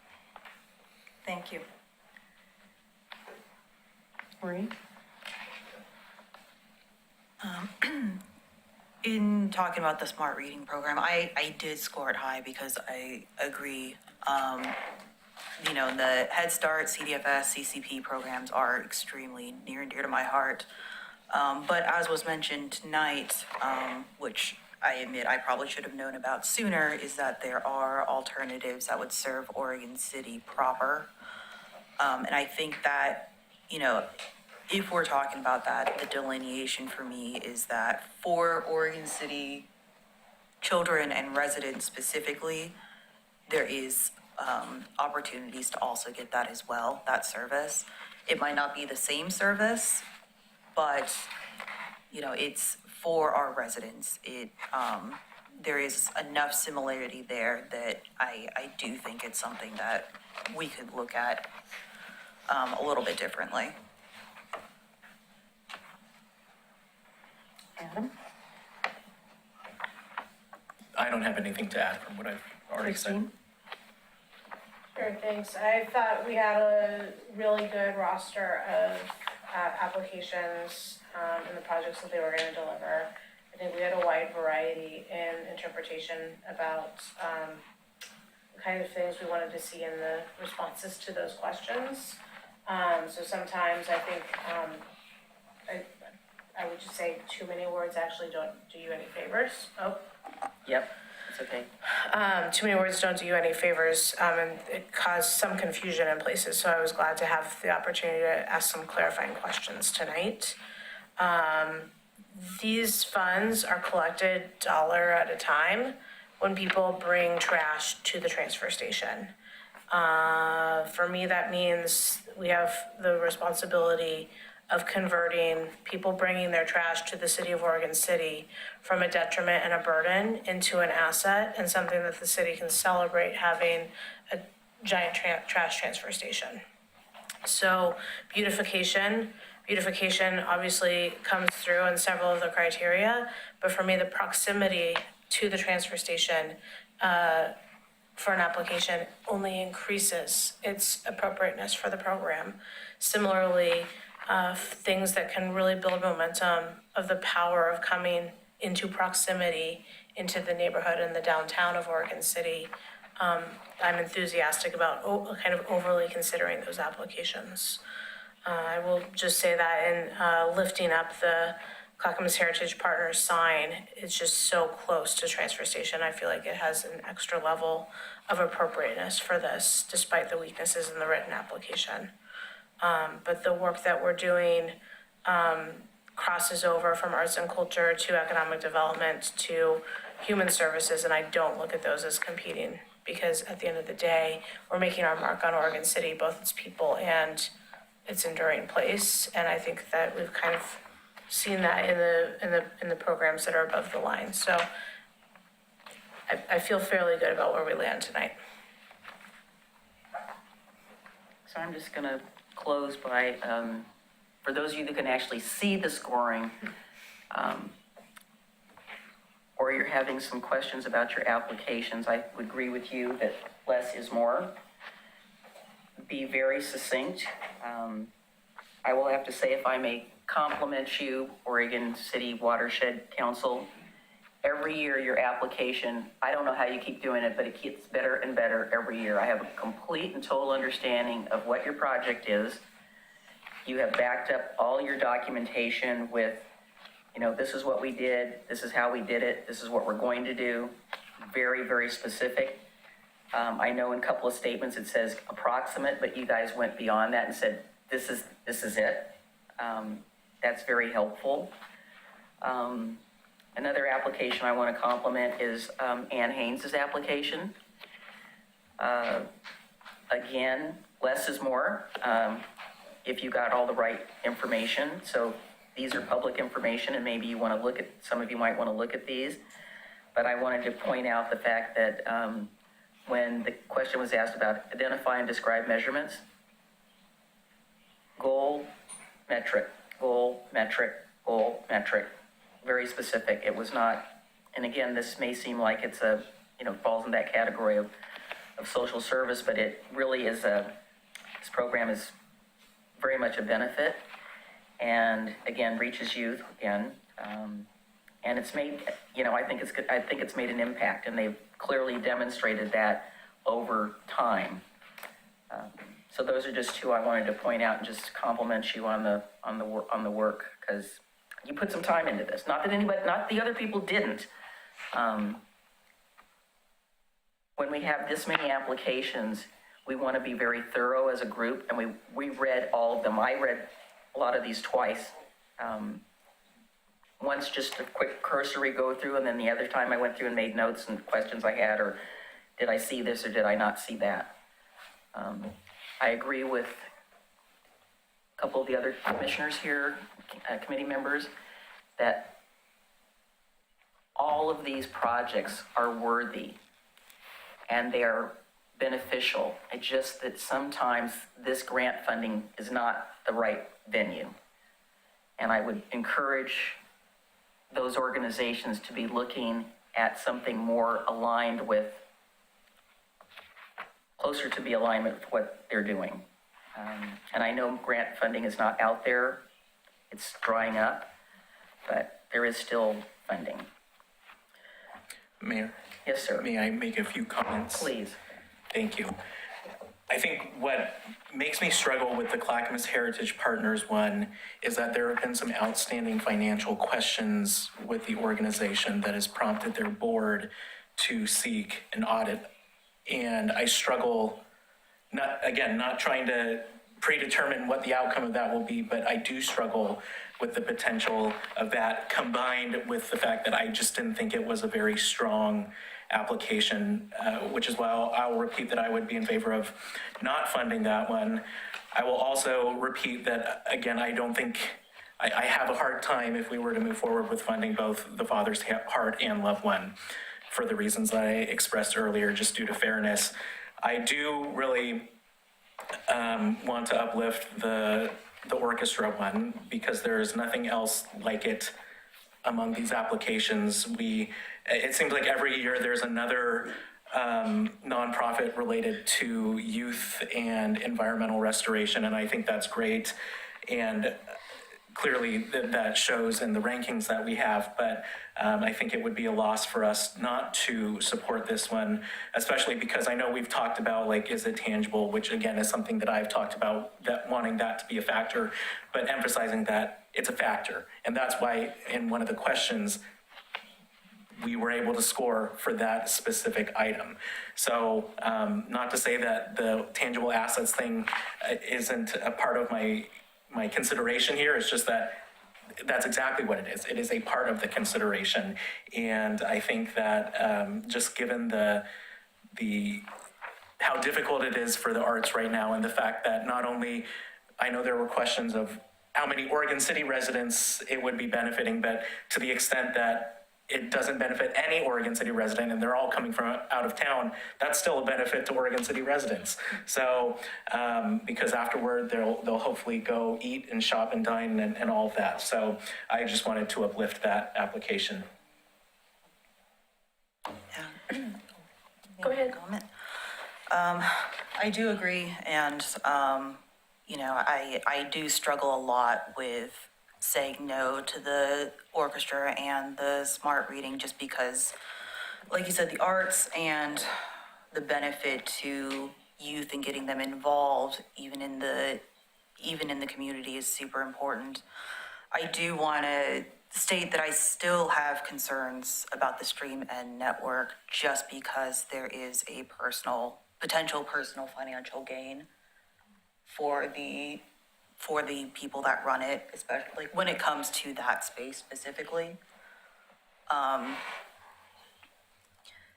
So I do have some more questions about that, but as far as what was stated in the application versus, looking at things holistically, I do still think the stream-in is a really cool opportunity.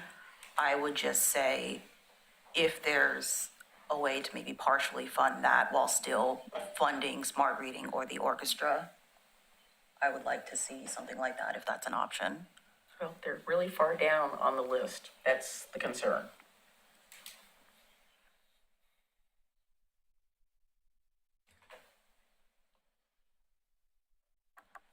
I'll just echo what Marie just said, if I may, Mayor. Go ahead.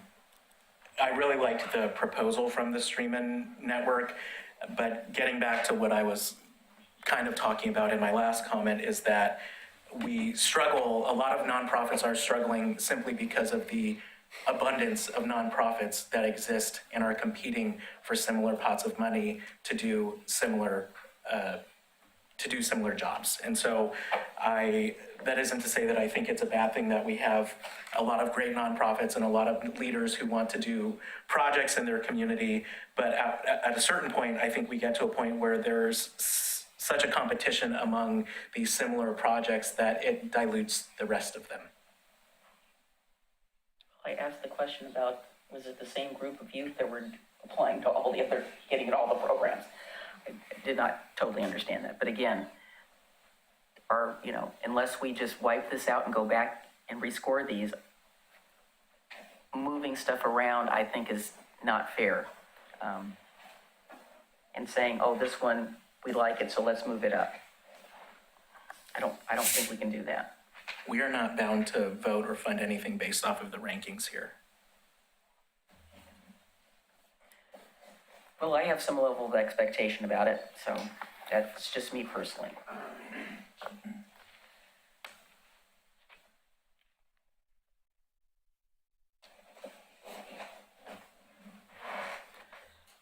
Well, in seconding that, there's, I agree that, the scores, this is what they have come out to be on the same scale that everybody else scored on. Mm-hmm. It doesn't mean that we have to fully fund every single one if we deem it necessary. I mean, could we, is that something the council's willing to look at? The count committee? Oh, thank you.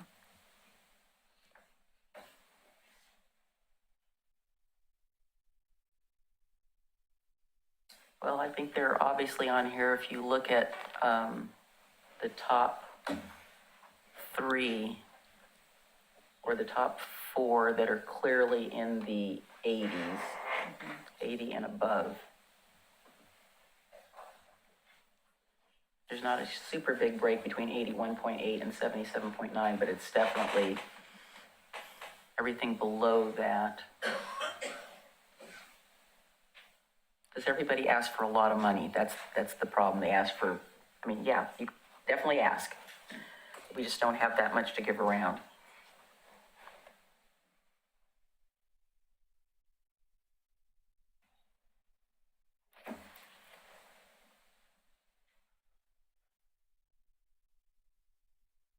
Well, let's have some further discussion about that. I'm a little bit uncomfortable with making huge adjustments, but I feel that people put time and energy into scoring these, and whether we like a pet project or, none of us have pet projects in here, but whether we like this or that thing, it still goes to show that. One option we could do if we wanted to try to fund all the projects I do not. is say fund the top 4 scored projects at 100%, the next 4 at, making up numbers, 80% or 75% or something, the next 4 60%, you can see where I'm going, so that you kind of get partial funding based on your ranking, and then that would free up some money for the ones that are at the bottom of the list, if we wanted to go that route. But that's what they.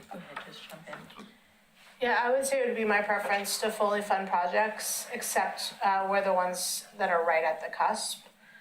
Because I do think that there's expectation that you can fully deliver, even if we partially fund. And for a small organization, that's pretty impossible. So I would say that the place where I'm willing to do partial funding is when you're right at the line, 1 or 2 above, 1 or 2 below. So I feel pretty strongly about that. I think we've done that in the past, rather than going through and say, oh, everybody's going to get something, but you're going to get less. Yeah, and we should do it on a case-by-case basis, not only on how you rank with the line, but the type of the project. Is it something that you can do 80% of? Because if it's a capital project, I don't want to build 80% of a bridge. Nope. You should go work for ODOT. No, thank you. Well, let's give them a Metro Enhancement grant. Let's just give them all the money, and then maybe they'll get done faster. I think that's an option. But yeah, I fully agree. I think even if you're not, top four, but you scored high and you had a very comprehensive application, you shouldn't necessarily get funding cut just because we want to spread it around. It should be, like you said, on a case-by-case basis. Yeah. I will say, as someone who writes grants, I'm always fine with getting partial funding. I'm much happier than that than getting nothing. I agree, Christine, though, like there is an expectation of, if we give you partial funding, that you're still going to do the project, and I don't know that that's feasible for anybody here. I am not particularly interested in any partial funding if it's avoidable. I think we really need to look at fully funding, because these proposals were written saying we can do this project for this amount of money. And I think that it makes it tricky where it's like, well, we'll give you half of that. And then they have to figure out, well, how do we complete this project with half of the money, that we're anticipating? I mean, it means I have to write more grants. And my concern is there's no guarantee that any other grants would come through, and then we have potentially a project that is unfulfillable. If you look at what's on the screen, Yeah, I'm kind of wondering which ones would be unfulfilled. if you look at it, the ones that are not fully funded are the pickleball, and that's because of that other 15% that we have to land at.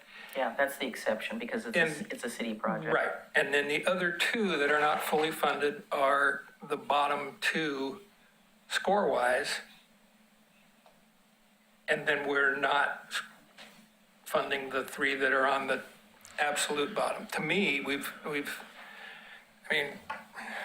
just for sake of discussion, I'm going to make a motion that we grant according to what's on the screen right now, and that'll move us forward.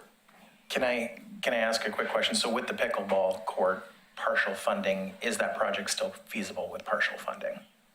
Well, Parks Department finds the other $7,000 or $10,000 in their budget. Yeah, so I'll second the motion just to get it onto the floor so we can have more discussion. We did, just to answer the question about Parks and Recreation, Thomas Kissinger is supportive of being able to support more funding from the donation account if necessary. Thank you. I will note, getting back to Eric's point about partial funding, that I think it's both of what's being said by Councilor Lewis and Eric, which is that for some of these, it just won't work, but for others, it's definitely an option. And to my recollection, the one application that did explicitly say we would be happy to take partial funding was the Symphony. So I would again argue that that would be something to look at. We have a motion and a second on the floor. Is there any further discussion?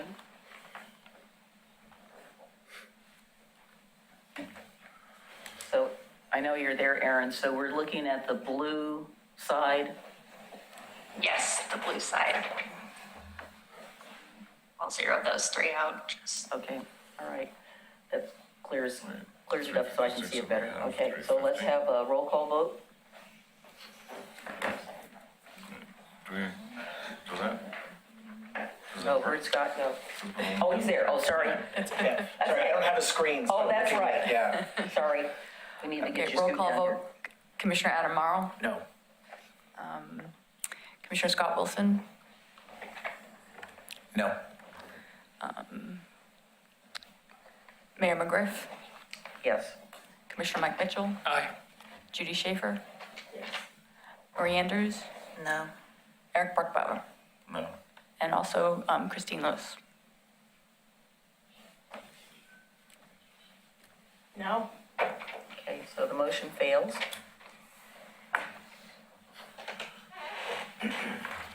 So what's next? So those that voted no, what do you want to change? I can, please. Yeah, I'll go first because it might have been obvious that I was vote counting to figure out what I was doing last. For me, there's the unanswered question that I now have as somebody who's advocating earlier for the Clackamas Heritage Partners. Commissioner Morrow brought up an audit from the board. And that's opening a big unanswered question for me about the timeliness of this. So I guess Is there anybody here who can speak to that? Or else I'm ready to zero it out because that's a big risk and I would want to then reallocate that 10,000. And I really wish Commissioners Smith were here, but I know the mayor might.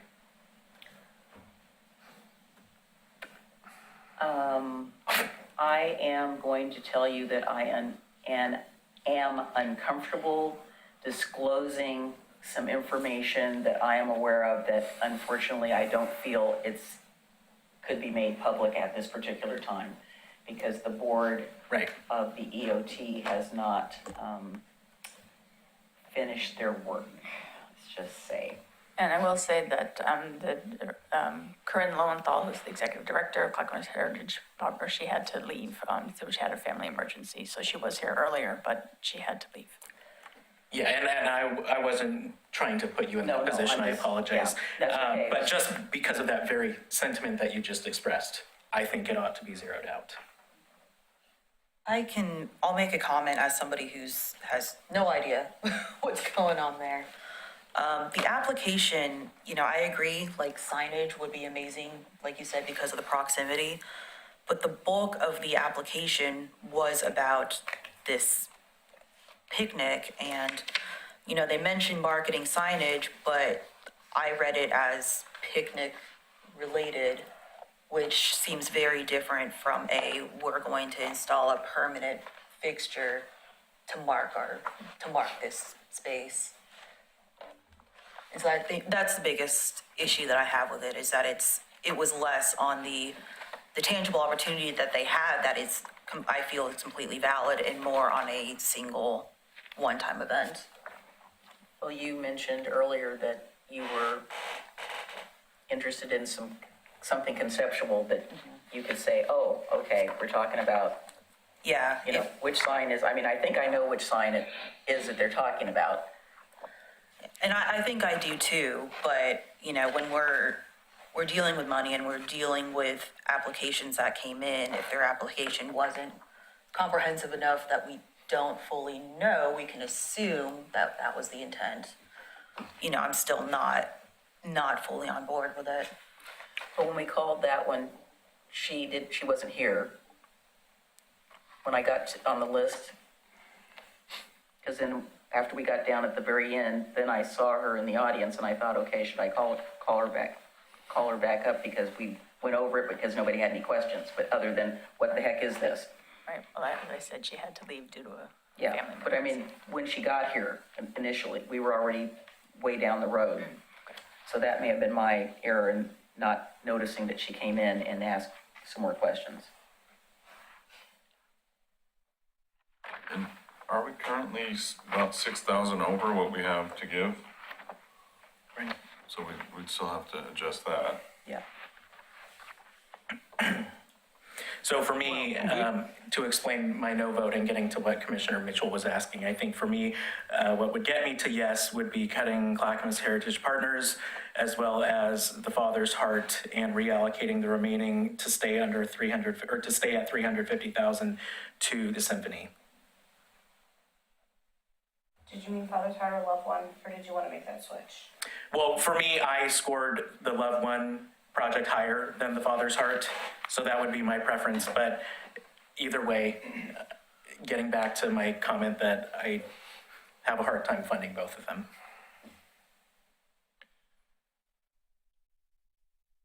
They share a roof and they share staff. So they're basically one organization, kind of. They're separate, but yeah. Yeah, I would fund the Father's Heart and not the Loved One.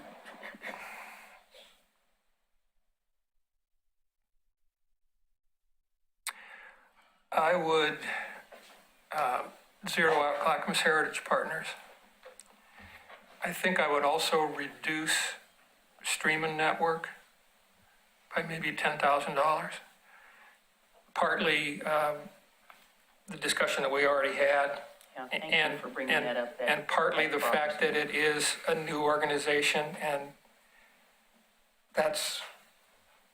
they're asking for the maximum amount for a new organization, which brings up some concern whether or not they can deliver Yeah, so I would recommend cutting that one to 30,000, eliminating Clackamas Heritage Partners. And I'm fine with putting that on the symphony line. It is something different. And as far as it being 356, we decided 350. And the fourth quarter amount that we saw is a projection, and we might be off by that 6,000. So I don't want to go over 350. well, I don't have a problem with going $6,000 over 350. I'd rather be conservative and rather than overpromise.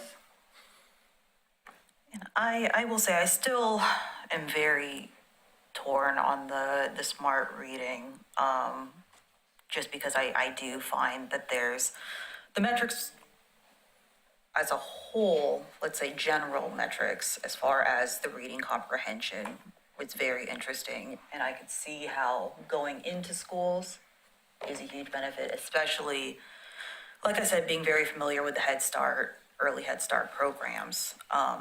But as far as that goes, I would like to hear other people's sentiments on that.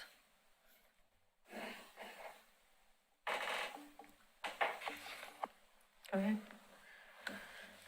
For my weighing of symphony versus smart reading, since they're kind of the two below the line that are attracting attention for additional resource. For me, if but for this grant, will smart reading continue to have books available and reading buddies available at one school in Oregon City?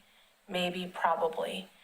Is this grant enabling them to expand in the way that they're really serving all of Oregon City in the way that I think would be fundable for a local priority? No.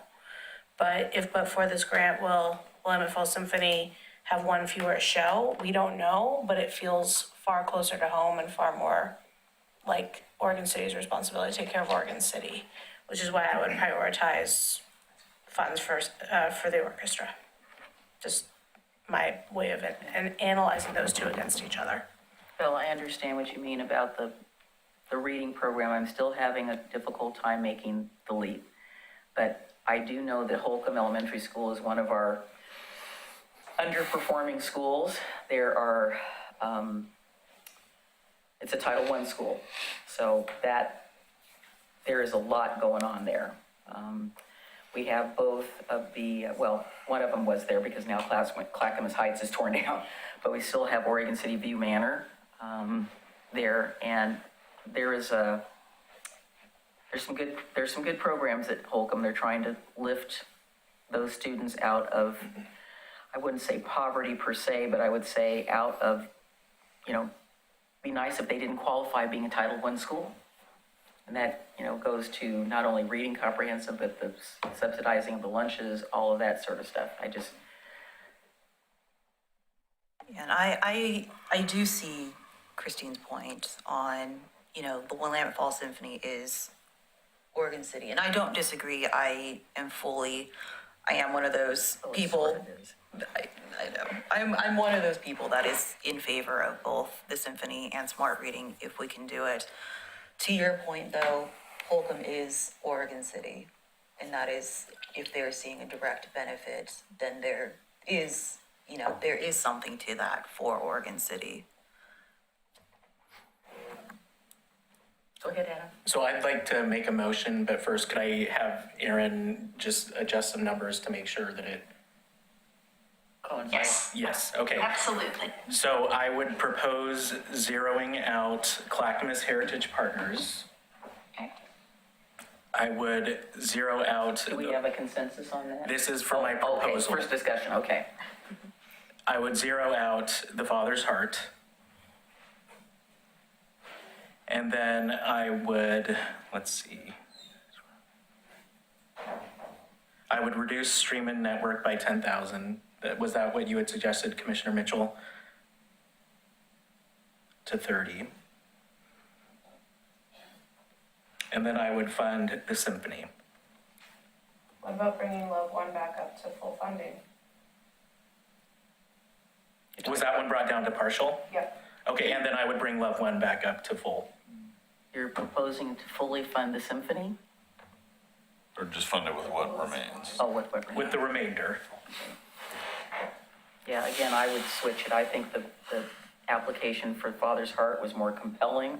I got some metrics there, and I know what the benefit is going to be. After she explained it, it was much clearer to me. I don't support zeroing them out and not, I'd zero out Love One before I'd zero out the Father's Heart. So I will move to approve the final grant awards as presented here in the blue.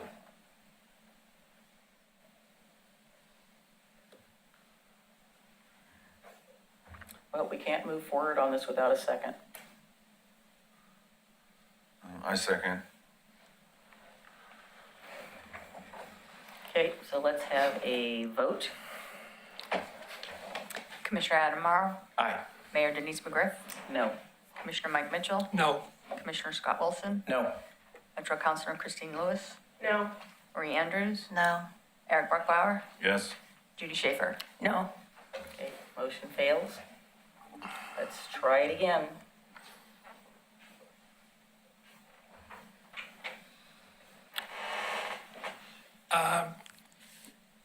I'll make another motion.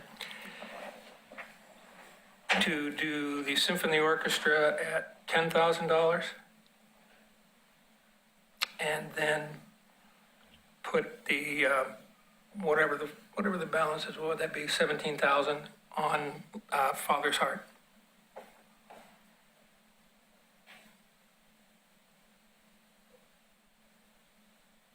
I'll second that. Should I do the roll? Yes. Yeah, oh, yeah, second, okay, yeah. Commissioner Adam Morrow, Aye. Mayor Denise McGriff, Aye. Commissioner Mike Mitchell, Aye. Commissioner Scott Wilson, No. Metro Councilor Christine Lewis, Aye. Marie Andrews, Aye. Eric Bruckbauer, Aye. Judy Schaefer. Aye. Motion passes. I will say one postscript. So when you file your report, Symphony, be specific. You told us that you counted those people, so count them. Tell us we want the number. We asked you 3 times and you didn't answer the question. You said approximately. So tell us what the number is. If you're going to tell in the application that you're counting people, count them. We want you to be successful. All right, what's next? I think that's all. Okay. I think your brains have been expanded. I want to thank everybody for being here and thank you for all of your hard work in putting these together. It's not like we don't appreciate you. I think the committee said all of these are worthy projects. We just want to make sure that they fit. So with that,